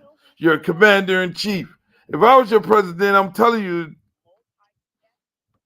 it'd be some different things in this country. I did open up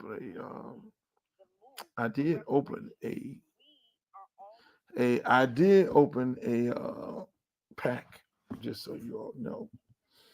And the name of my pack is called Don't Stop, Get It, Get It. I still have some things to do, like bank accounts and all that.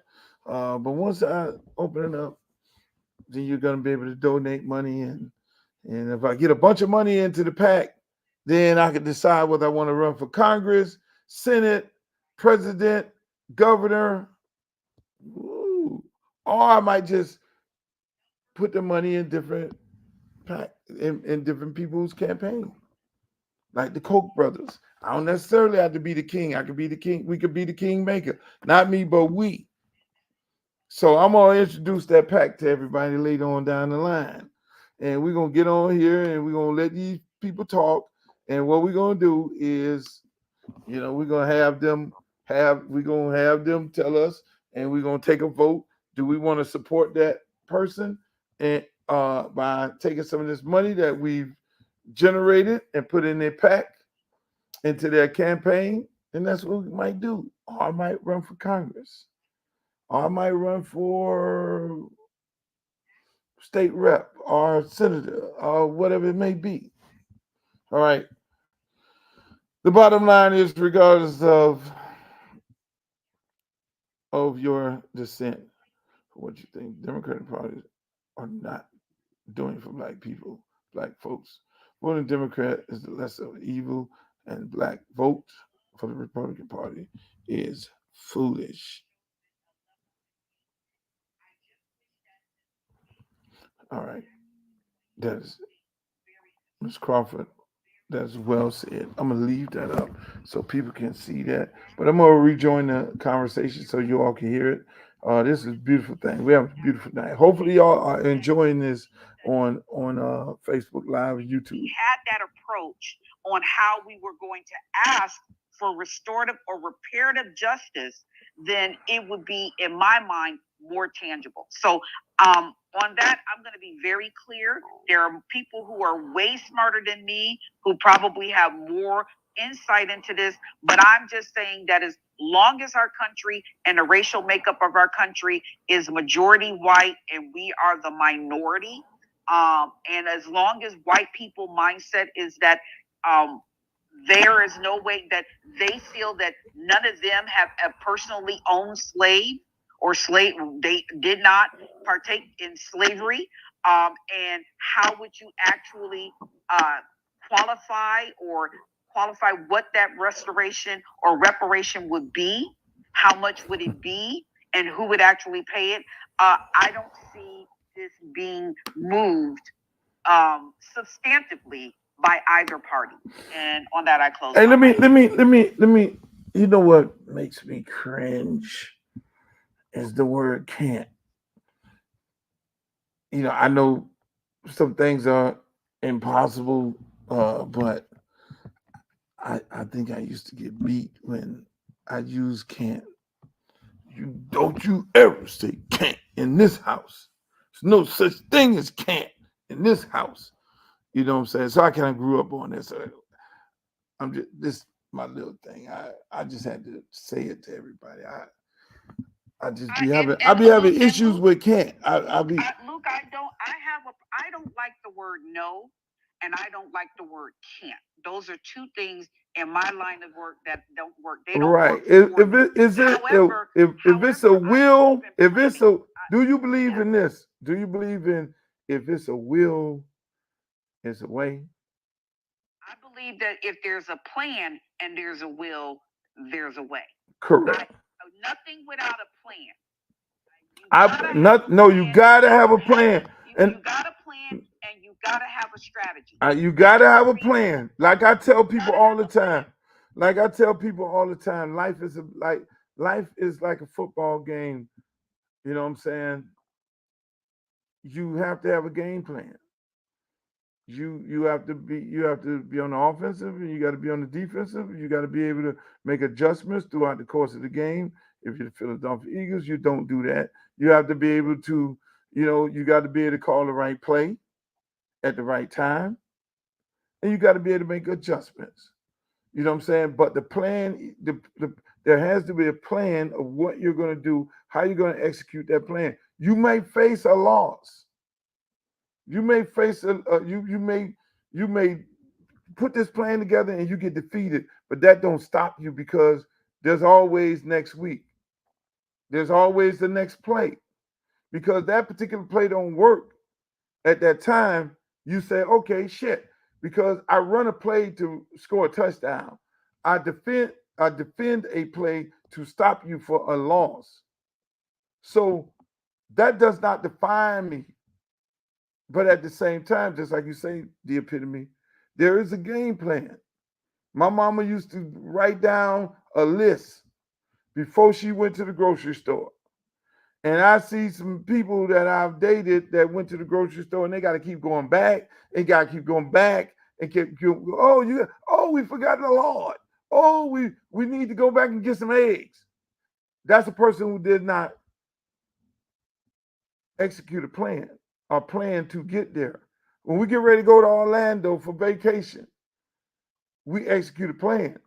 We say, hey, look, we're going to take the turnpike and we're going to get off on the turnpike. We're going to pack this amount of clothes. We're going to buy these tickets to the theme parks. We're going to stay in this hotel. We're going to get our hotel before we go. We're not going to get in the car, drive to Orlando, drive down 27, take all these crazy ass directions, get to Orlando. Now we going from hotel to hotel to look for a room. No, that's ass backwards. And I think that's what happens with a lot of us because folks are getting on here saying that they haven't talked to their local congressperson, their representative, the person that they voted for. And that's how the government works. Unfortunately, it works like that. You know, it works like that. So before I go to point finger at a person, I'm going to put them to the test, like I said before. My plan is I'm going to go get all the people in my community. I'm going to go get as many people in my community as possible. They ain't on this fucking Twitter, X, or whatever the hell it is. These are 1 or 2 people from every walks of life and all around the country. I'm gonna go to the park. I'm gonna go out there where they're playing the tennis, with the soccer moms, the football moms, the cheer moms. I'm gonna have me a plan. And my plan is I'm getting ready to get me some shit passed. Hey, look, we want to reparate. Hey, look, we're gonna have a little discussion. I'm gonna see some information about reparation that we're gonna, go to the congresswoman and tell her, she need to put forth a bill or come up with a path of getting this. And then I'm gonna then contact everybody else in all the different areas in the country. I'm gonna look at all the black senators, black representatives.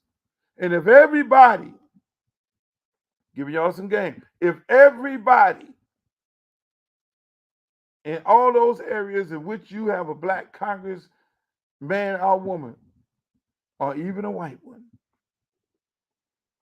because a lot of times those white congressmen and need the black vote also, because it could be the deciding vote in those areas.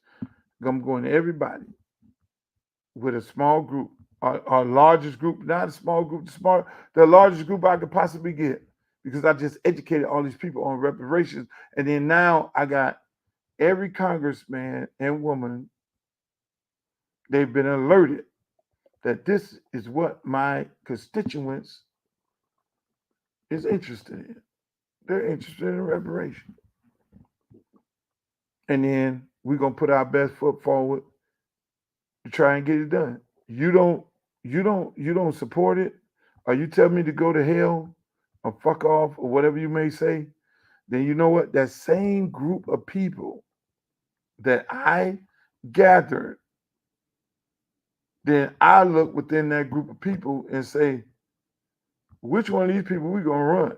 Because we're gonna run at this Congress man or woman, because they're not serving our best interests. Because that's why they call them representatives. They represent you. That's why I love to go on stage and say, where you from? And then I love to say, I represent South Florida. I represent MIA. I represent FLA because I'm a representative of my state, my community. And that's how it works. So for people to get on here and not have contact with their I think if it's a plan like the epitome say, anything can happen. But if you unorganized and if you allow people to come in your space and organize and disrupt your effort and divide your effort, then you just got caught with the bullshit. Or you just got caught with the bullshit. So for anybody, in my opinion, to be running around talking about some fucking Republicans is gonna give you reparations, you just fucked up your whole effort. Because that ain't gonna happen. No way, no how. Donald Trump and the Republican Party went from conservative Republicans to Tea Party Republicans, spit on black congressmen and women. They spit on them. I don't know. I'd have been able to take that if I was a fucking congressman. I'd have been spitting back or punching back. They'd have been throwing my ass out. Spit on the Tea Party, spit on your black congressmen and women. These are the Republicans that are supposed to be the saviors. Then they went from Tea Party to Tea Party on steroids, and they formed MAGA, which Donald Trump never denounced white supremacy in no shape, form, or fashion. Those are his people. He woke up a group of people. He woke up the Aryan Nation, there's people in the rural areas. So when you look at the map, and those people were not voting.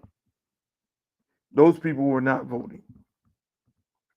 Those people weren't fucking with no Republican establishment, just like a lot of African Americans on here right now that say, fuck the establishment, Democrats, we ain't going to vote. But Donald Trump triggered those people by racism. He triggered those people by, I'm going after the fucking Mexicans. I'm building a wall. That was a trigger for them people. Put black people in jail. That was a trigger for him. He woke up the most racist people in America who was cool and being in their rural areas, beating their wives, living their fucking life the way they were living. He woke those motherfuckers up. I'm going to overturn Roe v. Wade. Fuck that. A woman should not have no rights. That's how them people feel in the rural areas. He woke up a base of people that was not voting the same way Obama woke up a base of people living in the hood who was not voting for him to just blow Hillary and every other person out the fucking water. But that base of African Americans just went back to sleep because they see the same old, same old. They don't see Joe Biden as they see Obama, and they kind of fell out of love with Obama because they expected more. And so you got this man Trump coming in right now trying to get those, go into the black community and get those black folks who Obama had, who feel like nobody gives a shit about them.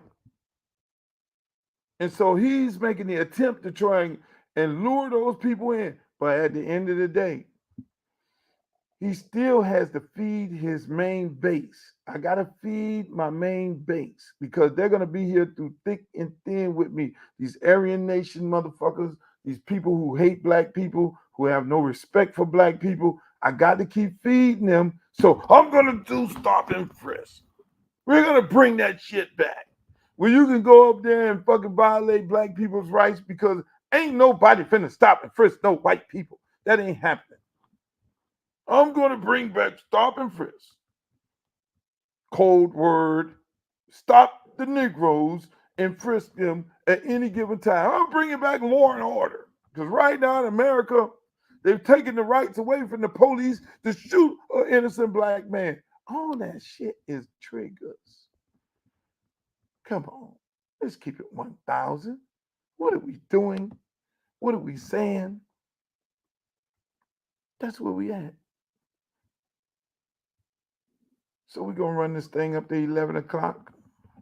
I'm going to go to the strip club, see some naked people because I ain't seen nothing long. Make my contribution.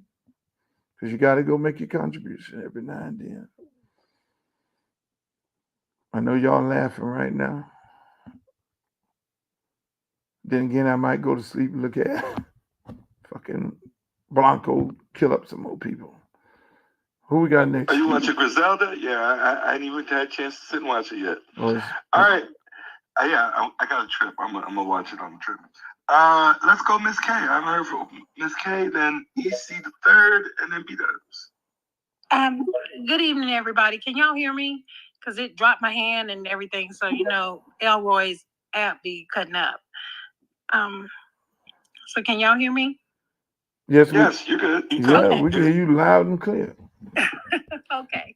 To answer the question of who's going to give you reparations, the Democrats or the Republicans, I am going to agree with the epitome as well as Leslie. Nobody.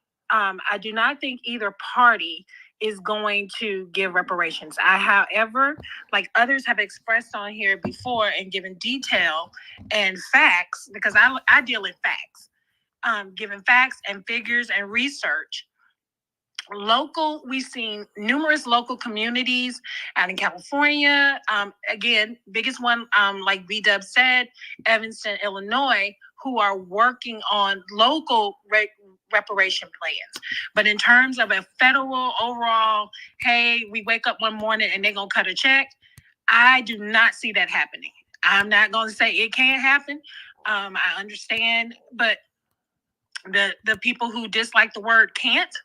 However, I look at facts, and the facts are, just as the epitome said, we have several people of the Caucasian persuasion who have stepped up, come in. They say the same thing that gentleman said before. And by the way, I wanted to rebut some of what he said, so just bear with me 1 second.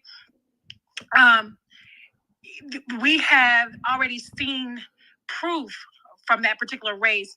Any advancements Black people have made in this country, there has been backlash from those of the Caucasian persuasion. The clear people have made it perfectly clear that they are not for providing any advancement for Black people. They're just not. We're seeing that now daily with what they're doing with the backlash from President Obama. President Obama gave us the backlash of Donald Trump and his policies. Several people are about to see some of that backlash when they start doing their taxes. I just had a discussion with my son. He's a younger man, and he is kind of romping and stomping, but we're seeing that backlash. It's one of those bait and switches. Because there are a lot of people who hang on the fact of, he gave the $1,400 checks. I can spend $1,400 in less than a minute, probably 30 seconds. So the answer for, the Republicans, Donald Trump has never given anybody anything. And he has made it abundantly clear in his past, present, and probably future behaviors that he is not in the corner of those of Black people. He's not. Is there, some miracle that can happen and all Black? Because Uncle Luke, when you opened, you talked about the fact that you were of Bahamian and Jamaican descent. Well, the ships stopped everywhere. Let me be clear, everywhere. So for people to say, we're only going to give it to these people who can prove they were here and there. The fact is, if we want to get really, really deep, those reparations don't come from the U.S.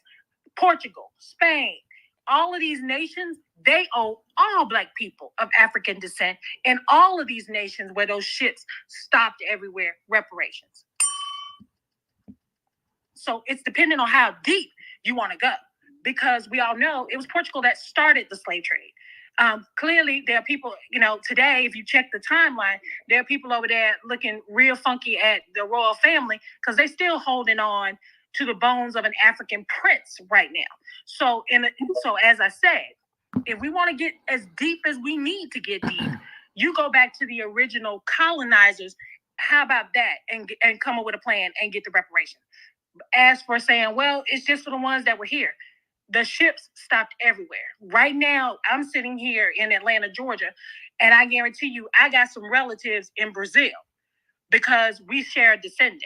I have some relatives in Cuba or Haiti or wherever. So I can't sit here and say I deserve them and not think about my other family, because my other family, while is me. So no, that's just my deepness on this. Like I said, we want to get real deep. I'm gonna stay on the surface, and the surface is no. For all of the reasons that have been explained, all of the civic lessons that have been given and explained, the answer is neither party.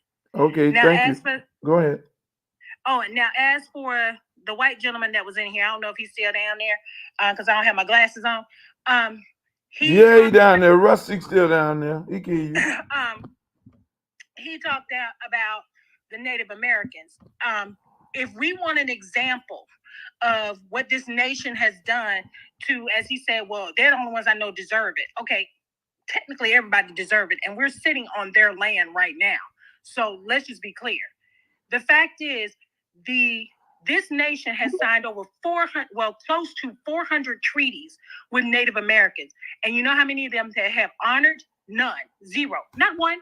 They've not honored one treaty. So we already have an example of the behavior of the clear people in this nation, of this government's behavior toward minorities. They're not going to do it because they continuously, for now, even before this nation was formed, never honored a treaty or an agreement with any minorities. And at that time, the Native Americans were the problem.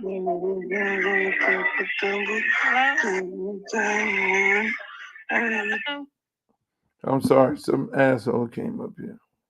Oh, they never honored a treaty. As a matter of fact, the way Native Americans are getting some of their land back, of course, we have a Interior Secretary. The Secretary of the Interior now is a woman of Native American descent, and working as in that executive capacity and under her executive office, she has done great things in restoring some native lands, which that's the way technically you're supposed to do it, which is what Nikki explained and as B Dubs explained. So no, we're not. It's not going to happen because there's no pattern to show that this nation has ever done anything like that. Okay. All right. Thank you. I'm sorry. Thank you. I appreciate you. Who we got next? EC3. This will be interesting. Yeah, we got EC3, then Justin. We haven't heard from Dr. Mike, then Karen. Okay, EC3, Justin. Go ahead. EC3, 1 minute, 30 seconds. All right, Luke, I appreciate it. Stephen, I appreciate it. I'm going to do this in 1 minute and 30 and seconds. Rusty, you got fans. You got fans on Facebook. They talking about G Code and all them. Talking about I like old Rusty. Go ahead. Well, can I straighten out something about what Rusty said? Now, I'm gonna have to bring Rusty up here to defend himself. Now, this ain't no goddamn communist space. Y'all want to go keep calling Rusty now? I'm gonna have to bring him back up. Wait. What in the name of white supremacy in America are you talking about? It is only fair. Have y'all lost every part of your black given minds since Black History Month? Y'all can't keep just doing Rusty like that. Oh, wow. Y'all throwing Rusty under the y'all calling the man name, and the man can't defend himself. Y'all calling the man name, he can't defend himself. I did not call him a name at all. They keep calling Rusty out, and the man got to be able to defend himself. Problem. Rusty says reckless things on the internet. The internet's going to get you. Black Twitter's a thing. I didn't do that. Rusty did that. That's called, what they call that? Y'all practicing communist tactics. where people No, can't. that's personal responsibility. As a Personal Republican, responsibility. Oh my God. That's right. He got Go ahead. He have to pull himself out of his step. Go ahead. Go ahead, EC3. Don't worry. Justin Okay. will pick up where First Rusty of left all, off. to correct this on Black History Month, white people were never slaves here in the United States or the British colonies before it became the United States. Indentured servitude did happen. Indentured servitude was very different from slavery in that you only served a sentence of 5 to 7 years.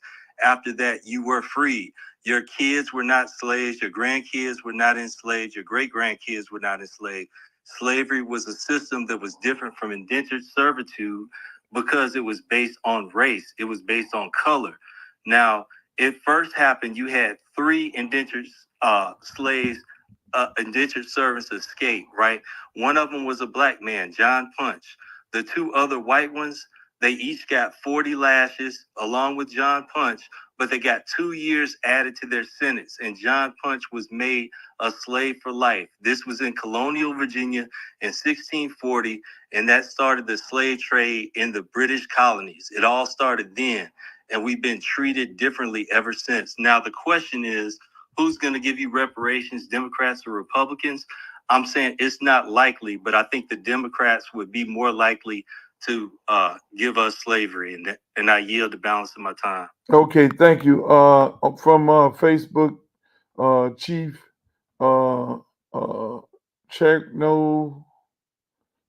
Creek No said there is a difference between Native Americans and Indians. He wants y'all to get that. He wants y'all to know that there's a difference. So you might be wading in deep waters that no one here is qualified to wade into. And so I'm just reading off of Facebook. Hey, just like I advise Rusty to move around, I advise that we all move around. We are not qualified to wade in those waters of what Indians want to be called. Can I push back on one of those ideas? No, Chief Creek we No. moving it around. Chief Creek No, just straighten this shit. We moving it around. I feel that I'm qualified because slavery didn't end in 1865. You're qualified to talk about what makes Indians Indians. Can I finish my thought? No, I asked your question. You're qualified to talk about the question. I'm questioning. Yes, I'm qualified to talk about this. If you would. Wait. Tell me why. No. Tell me why. Because I've studied it. Oh, okay. So do but you don't agree even know what I'm gonna. No. We ain't having this conversation. I'm not doing that. See, this is what you are now going down Rusty's road. I'm not doing that. Oh shit. Right? I said we're not neither talking. Mr. Campbell, myself, Ain't no study. We need to have a full-fledged. Qualified to moderate a discussion on what makes an Indian an Indian. We're not Indian and an Indian American. Yeah, we ain't doing that. Because half of y'all don't know what a black American is. Y'all confused on that. Let's go. And so the reason I cut him off, just so he knows, is that we're not going to have a space so that people could babble. And I'm not saying you were going to babble, but that people can babble nonsense and misinformation to all these good people on Black History Month. We're just not doing that, and I can't prevent it because I don't know enough about it. Hey, Steve. So Steve, hold on before you take you.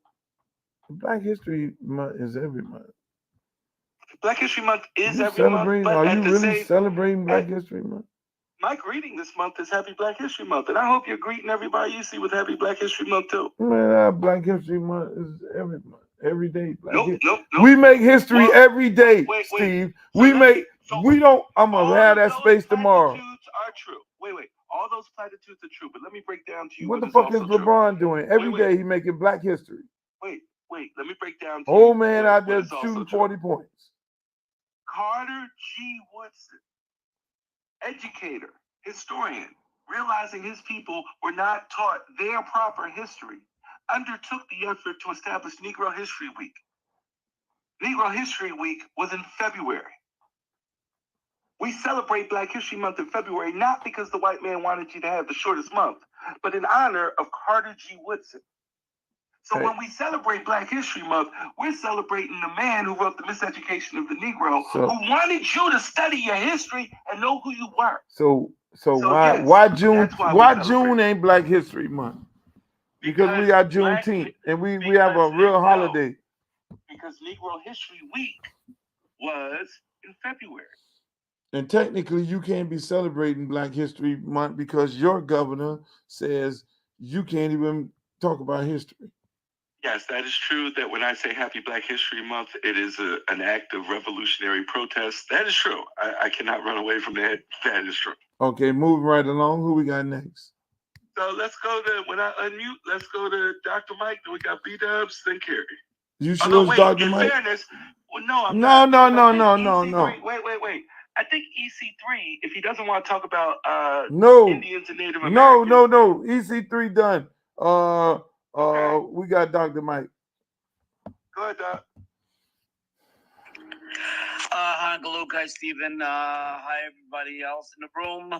Happy Tuesday, Monday. Regarding the reparations, I don't think either the Democrats or the Republicans are going to be giving reparations in the form of what people are defining as a singular, quote, check of a certain amount of money given to all people who meet a certain criteria.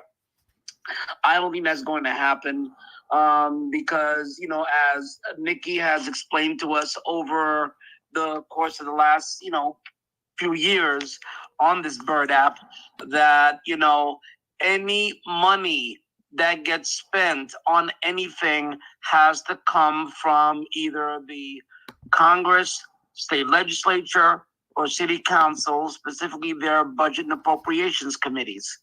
That's the only way money gets spent.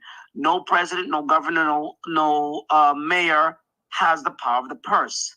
So, and to be honest with you, I think that this whole reparations thing, where people think that there's actually going to be some sort of check being put up by the government to give to Black folks, I honestly don't think that's going to happen.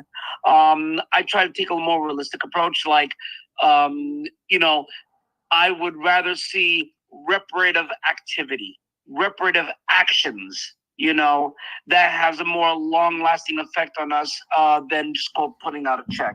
Again, that's my humble opinion, but people can disagree on this. But, like, for example, the student loan forgiveness, to me, that is a type of reparative action. Hold up. Stop. Okay. Listen. They never did. They did not do this student loan where they just say only Black people can participate. That's not a Black thing. So I just hope people stop that, as if that is a Black initiative. They got a whole bunch of white people, Hispanic people, everybody participated in that student loan forgiveness program, not just Black people. So people need to stop making that as if that was a Black or only Black program. That wasn't the case. But right-wingers are trying to argue that to try to get rid of it in court. That's what they said. They said that no, they were trying to argue that, and they were trying to fight it because it was something that the Democratic Party supported. They didn't want the Democratic Party to get a win. So what they said is they pushed back on anything.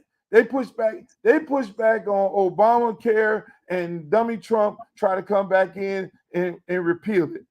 Anything that the Democratic Party it supports and have got a win on, they push back on it. But I'm sick and tired of hearing people say that was a Black thing, where it was a whole bunch of white people benefited from this student loan forgiveness. So people need to stop that. There are some things that Biden did specifically for Black people. They just need to stick to those things. But don't keep saying that student loan was something that was given to us. Now, everybody got their right to say that, but from here on out, I'm going to stop people in their track and let them know that wasn't just no Black thing. There's a whole bunch of white people went to college. And let me tell you, and let me go further than this. And Stephen know this shit. That and Nikki and Leslie and everybody, you got more white people on welfare that's getting food stamps in college that got them fucking loans than you have black people. Right or wrong, Stephen? Everybody got. You're right. So it ain't no black thing. You know, this is everybody thing. I mean, ain't but so many historical black colleges that's full with black people in there. Now, when we go to saying how much money that Joe gave to historical black colleges, let's talk about, okay, that's the win. Love that shit. But don't, that student loan shit, that ain't no just black people thing. I'm sorry to cut you off, but keep on going. Let's go, my brother. I'm sorry. I love you to death. Doc, but you got that doctor name on your name. I expect better from you. Go ahead, Miss Nikki. No, but I think what Dr. Mike is not clarifying for the space, and I think it's an important portion to explain. When Joe Biden and Kamala Harris put forth their proposed student loan forgiveness, right? And we know that more white people have more debt in student loans, but the caveat that shifted the forgiveness more to black people was instituting the Pell Grant initiative. And so when you bring up the Pell Grant initiative, when it comes to black and white people, 72% of black students take on Pell Grants versus 34% of white students. So when you talk about student loan forgiveness, how it shifted to black people was you could give this forgiveness if, you know, you had $10,000 in debt, but you can get 20.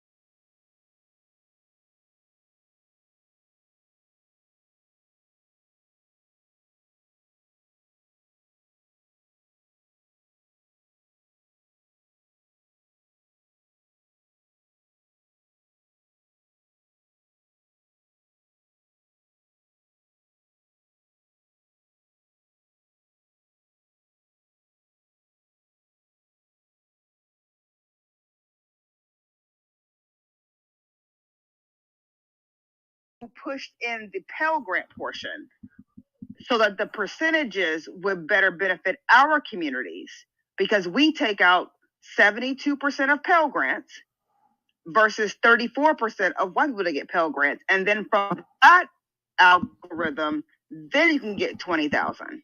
And the Supreme Court said no, because more black people would have their loans forgiven than white people, and they shut it down. Okay, good. So I stand on what I said, and that's, I'm happy you cleared that up, Miss Nikki. Go ahead, Doc. You got I'll give you additional 1 minute since I cut you off. Oh, it's all good, Unc. But you know, like I said, you know, I'm looking more towards not necessarily how much of a quote check can get cut. I'm looking at, you know, reparative actions. You know, again, I'm not saying that the student loan thing was exclusively a black thing. No, but I'm saying, but that's an example of a type of reparative actions, you know, that the government can take, you know, and again, and black people can benefit from this as well too, you know. And that's it. That's all I want to say on that. No problem. Who we got next?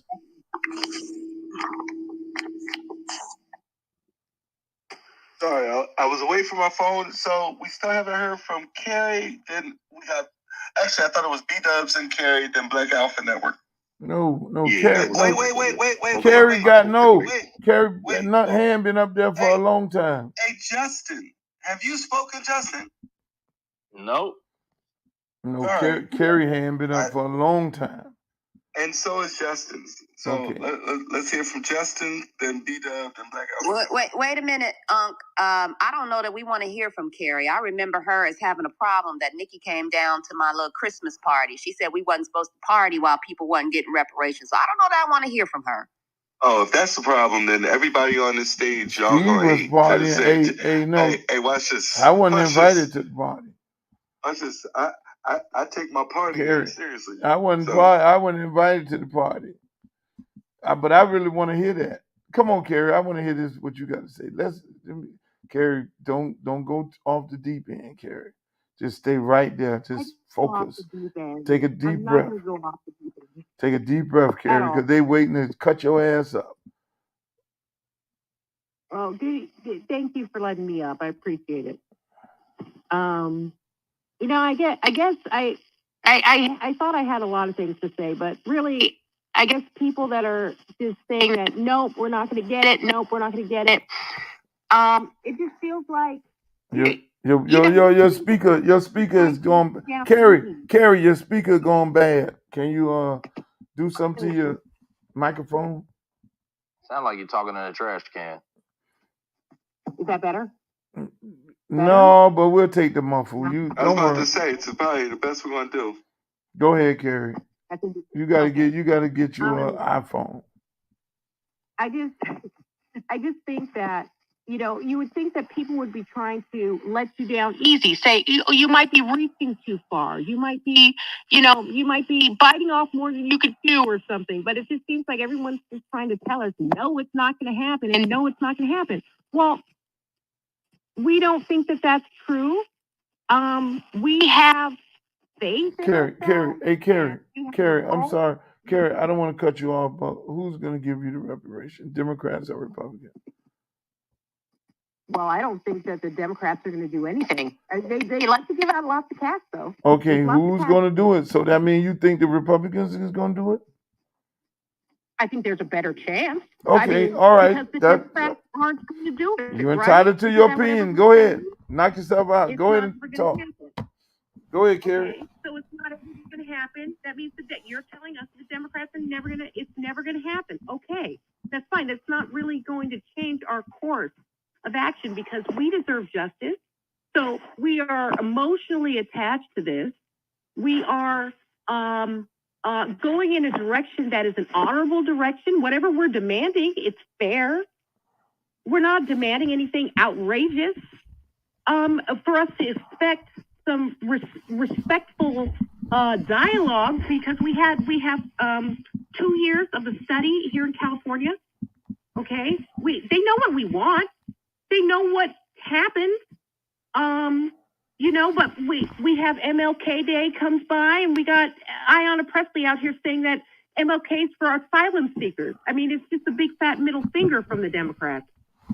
Hey, and it's Carrie, too long of that. Carrie, You let me guys ask want you, us to Carrie. wait. Carrie, Yes. what form of reparation do you want? Some cash, some land? What would you be satisfied with? I would be satisfied with cash payments, a hate crime bill for us, or if the laws that are on the books. How much cash you I'll say we need a new bill. Protection for our children. No, how much cash you think it's gonna be okay? How much cash you gonna be okay with? Well, how much are the migrants getting? No, Carrie, don't do that. You gotta have a number, Carrie. Don't do that, Carrie. Tell me how much cash you gonna be okay with. Well, in California, there's a calculator that you can go online and you can put in how long you've lived in California, what your age is, and it's some other minor information, and it will spit you out a number. My number. But then you gonna say that number is on some bullshit. Then you gonna say they rigged up the number when they give you some little number. Then you gonna be in your feelings. You should have a number, Carrie. If you add up how many years, Carrie, hold on, Carrie. Okay. Let me help you out. I got a number. You got okay. Give me the number. Okay, $15 an hour. Okay, 40 hours a week. Okay, all that free labor. Okay, it comes up to $148 trillion. For you by yourself? Well, that's a lot of money, right? Wait, no. Carrie, you tripping right now. I think she means as a collective, and That is That one of the calculations. And by the way, I have absolutely no problem with that number. And by the way, $1 trillion. that number might seem outrageous today. I will tell you that $10 billion seemed outrageous in 1897. And I can tell you that $10 billion really ain't that outrageous today. So, I mean, just relax. Everybody needs to relax. The money from the Freedmen's Bank that was disappeared, that could be returned. I don't. In the past, going towards justice. Carrie, I believe if you keep it simple, it's your best outcome. If you start doing Freedmen Bank money return, yeah, Carrie, keep it simple. Stay with the trillion. Hey, Carrie. Hey, listen. And they gave it to, they're talking about migrants. Stay with the trillion, Carrie. I'm okay with you with the trillion. Even Steve agreed with the trillion. Yeah, I'm down with the trillion. And I'll make it simple for you, Carrie, just so you got to understand. The Japanese didn't have to find the Japanese bank and all their money, right? No. There was just a claims process. It's fine. It is real simple. Always keep it simple and keep it to what was done before. You're way better off. Freedmen Bank. Hey, Carrie, I like that. We are our own worst enemy sometimes. I like because folks that want to trillion. get so fly with the thinking they complicate what's easy. We are the plaintiff in this case. The plaintiff says, "Pay me $148 trillion." I want to ask Carrie a question. Go ahead, Carrie. If you were a slave, right, and if you were a slave, and the slave master had sex with the slave, and the baby came out black, do that half white baby qualify for some reparation? Can I answer that from a No. We're gonna let you go. Carrie. Okay, you can answer it for Carrie. Go ahead. Okay, one of the things they had to do, Luke, to keep slavery was they got away from British common law. One thing was you couldn't be a slave if you were Christian. They had to get rid of that. And the second is they had suits. They had paternity suits because under British common law, even if you had an illegitimate offspring, you still had that responsibility. When they got... That's what I'm talking about when I say misinformation. EC3, and I mean, no disrespect. I really don't. Hi, attorney. Hello. Pleasure to meet you. United States has not gotten rid of British common law. Just so we're clear. In fact, all of our case law can keep tracing its way back over to the law of the king. Just letting you know.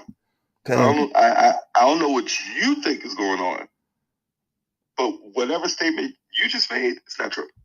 Damn, EC3, the freaking lawyer just clipped he's you. not letting me speak. I was talking about... I'm not letting you misinform people, particularly black people in Black History Month. Nope, not doing it. Shit. I have not heard from Black Alpha Network. Can we hear from Black Alpha Network? Because I'm sure Black Alpha Network is not going to get off this microphone and spit nonsense. I am positive that is not the case. So, damn, you kick EC3 in the goulash? No, I left him there. You kicked the man in the goulash. Come on back up, EC3. Actually, Leslie kicked him. By the way, we still haven't heard from Justin. Not the hatchet lady. Wait a minute, why you blaming me for kicking EC3? I ain't kicked nobody nowhere. Y'all still have not heard from Justin. There's some shit here. Y'all have not heard from Justin. Man, I was having a good conversation with Carrie, and y'all fucking just disrupted our conversation. I didn't disrupt your conversation with Carrie. You let EC3 talk some nonsense. No, Carrie. Yeah, that's right. Carrie did just like opt out. She got jammed up. She was telling me the trillion, and she stayed there. And I need to hear from Black Alpha Network. Come on, Black Alpha Network. Go I'm ahead. right here. I was right. It was muted for a minute. Okay, can you hear me good? Black Alpha Network. Yes, in the building. Hey, yes, okay. are you an alpha?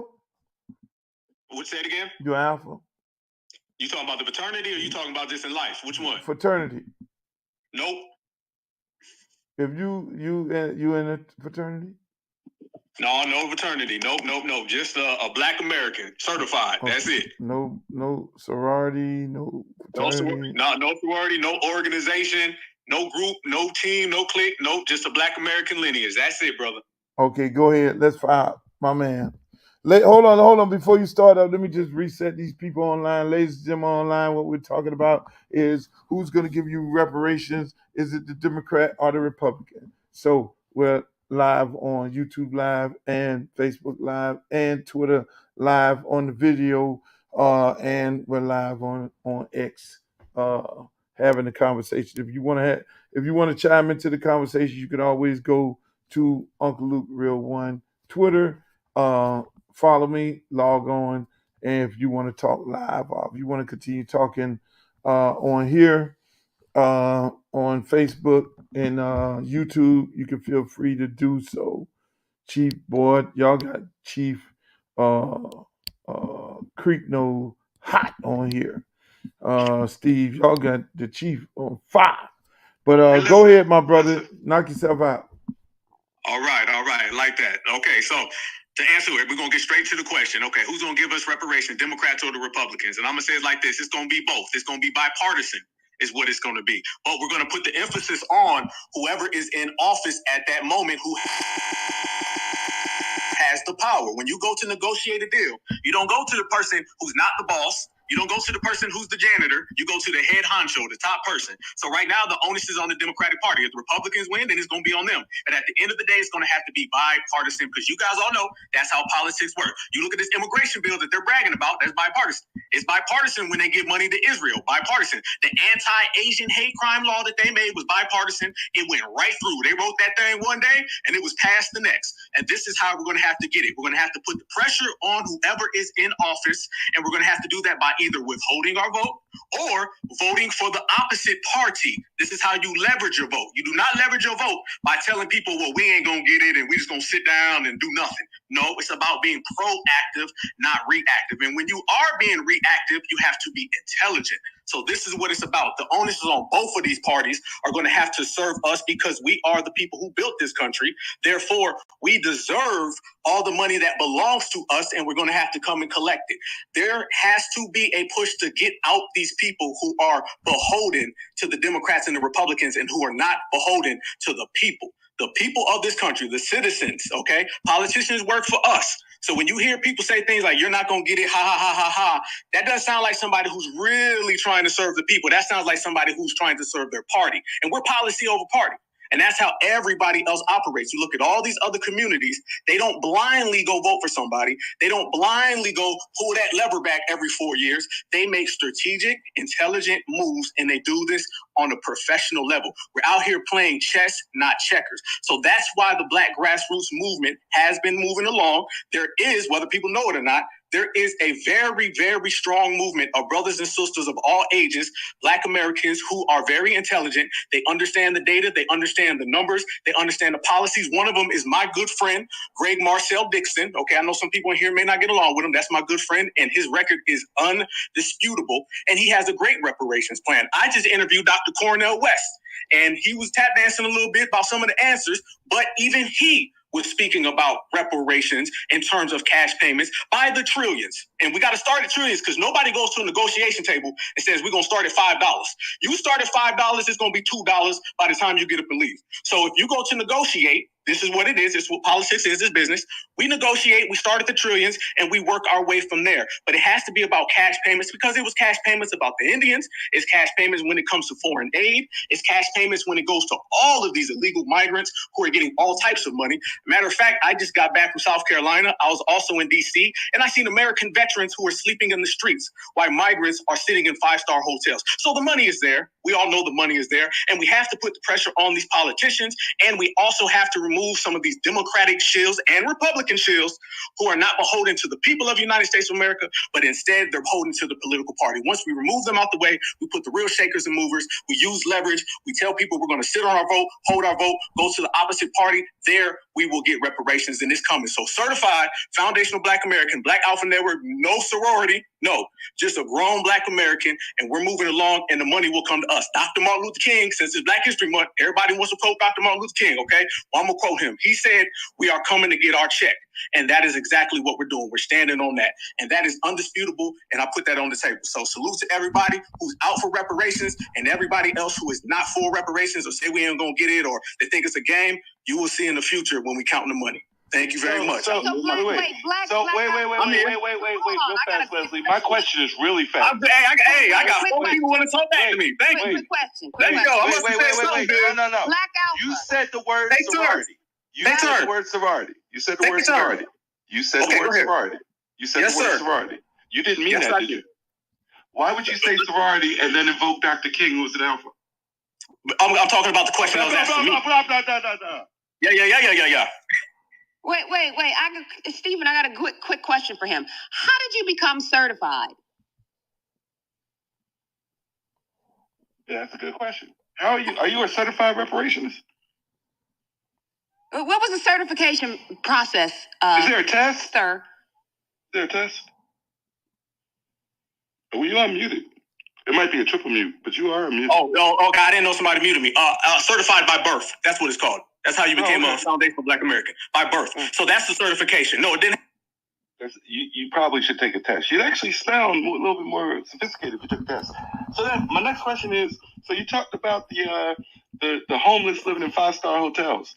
But as far as or the migrants living in 5-star hotels, if I recall, they were moving migrants into tents and gymnasiums and all that. So do you want to give our school facilities to the homeless? Is that what your suggestion said? No, that's your suggestion. My suggestion is we want the money and they can go back to the homeland. That's my suggestion. Yeah, but how does that address homeless? The homeless were homeless before they got here. No. You're muted. I'm fascinated by that because the homeless were homeless. You have seen homeless your entire life. From the time you were a baby FBA, as you said.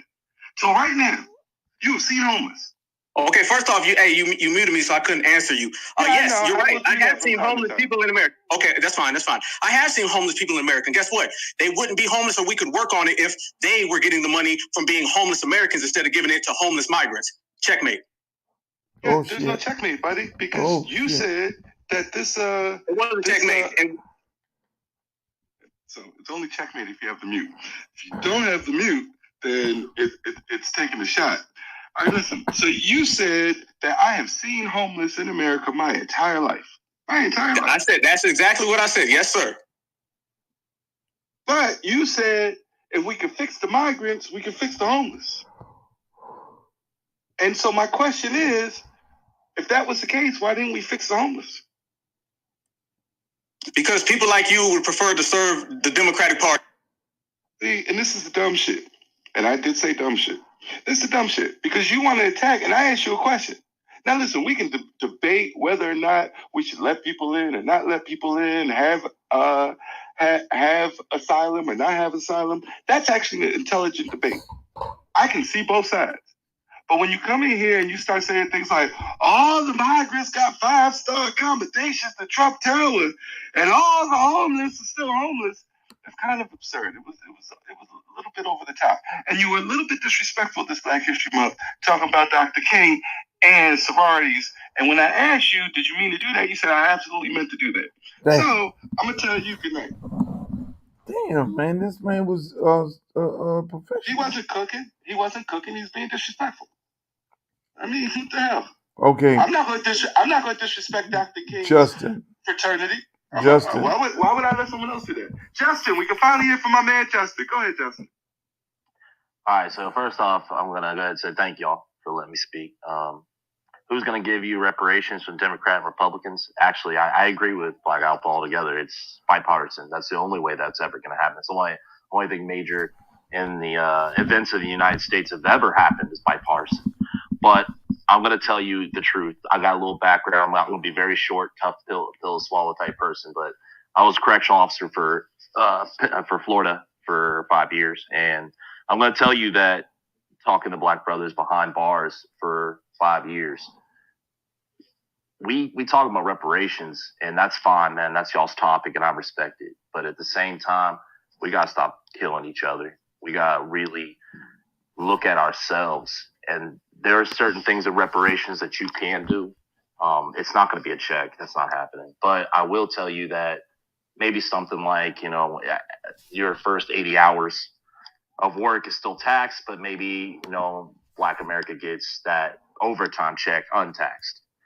There are plenty of things that they could do, different plans they can, implement maybe to help out Black America. But I guess I waited this long time just to say this, is that we're talking about reparations, but man, we are really hurting ourselves in this country, and we need to build youth centers and do so much more to actually bring ourselves up as a people. And I think that we can definitely strive and do that. Justin, every time I hear that, here's the question I ask. So what do you do in the Black community as far as dealing with youth or anyone you think is worth saving? Oh, I actually hosted a chess club for quite some time for Black youth. But, is it still going? What's it called? No, when does not. it meet? I moved. Okay. I moved from Ohio to Pensacola, Florida. Then until you restart that, that's really a bad point. And I'm going to tell you why. Because I do work with children. And you can't sit here and tell me that our problem is... Ladies and gentlemen, we're having this conversation, as you can see, on Twitter Space. I'm sorry, we're having a conversation on Twitter Space. What I try to do is do some simulcasting on Twitter, the conversation on Twitter. Then I pipe it into Facebook Live, all my platforms, and Twitch, and it goes live on Twitter. It's a great conversation. It's who's going to give you reparation, the Democratic Party or the Republican Party? A lot of people who believe in reparation, constantly attack the Democratic Party. And, from my opinion, that's the wrong thing to do, because it's got to be a bipartisan effort. It's got to be everybody. I mean, a lot of reparationists attack Bahamians and Jamaicans like myself. This is a great conversation. I didn't allow none of those attacks to happen tonight because we weren't really trying to hear that. So at the end of the day, people, I just like the fact that you guys chimed in and you were able to listen to this conversation. It went on for a fucking long time, longer than what I thought it was going, longer than what I thought it was going to last. But at the end of the day, it's a beautiful conversation that needs to be had in your local community. Just remember, any policies that you need to get changed, anything that you need to get changed, you got to do it from the ground floor up. Just remember, your vote counts. If you don't vote, then what are we doing? I mean, in order to get things changed from the federal standpoint, you got a senator that runs every 6 years. You have a congressman or woman that runs every 2 years. It's 2 years for a reason. It puts people to work. It makes people have a tendency of performing. And if you don't perform in 2 years, then you get rid of them and go get another person. That is how United States government works. I mean, it's so easy to be sitting on platforms just attacking people. That ain't getting nothing done. The worst thing that a politician wants you to do is come see them. Worst thing that a politician the worst thing that a politician want to see is a person from their community coming to the city hall meeting and calling them out. Now, I don't suggest doing that unless they're not hearing you. My suggestion is to write letters to that representative of your area, whether it's the state representative a senator representative, federal representative, school board representative, send them letters. Call their office. 9 times out of 10, they'll have a conversation with you. Call their office up and say, look, here's the issue that I have that concerns you. Send them an email. If they don't respond, then go to City Hall with your letters. Hey, look, Commissioner, I wrote you 30 letters. You have not responded back. So I felt like I need to take off my job and come down here and say something to you directly. School board, wherever you got to go at. That's how it works. Congresswoman, senator, federal senator, that's how it works. And those people will react, most of them.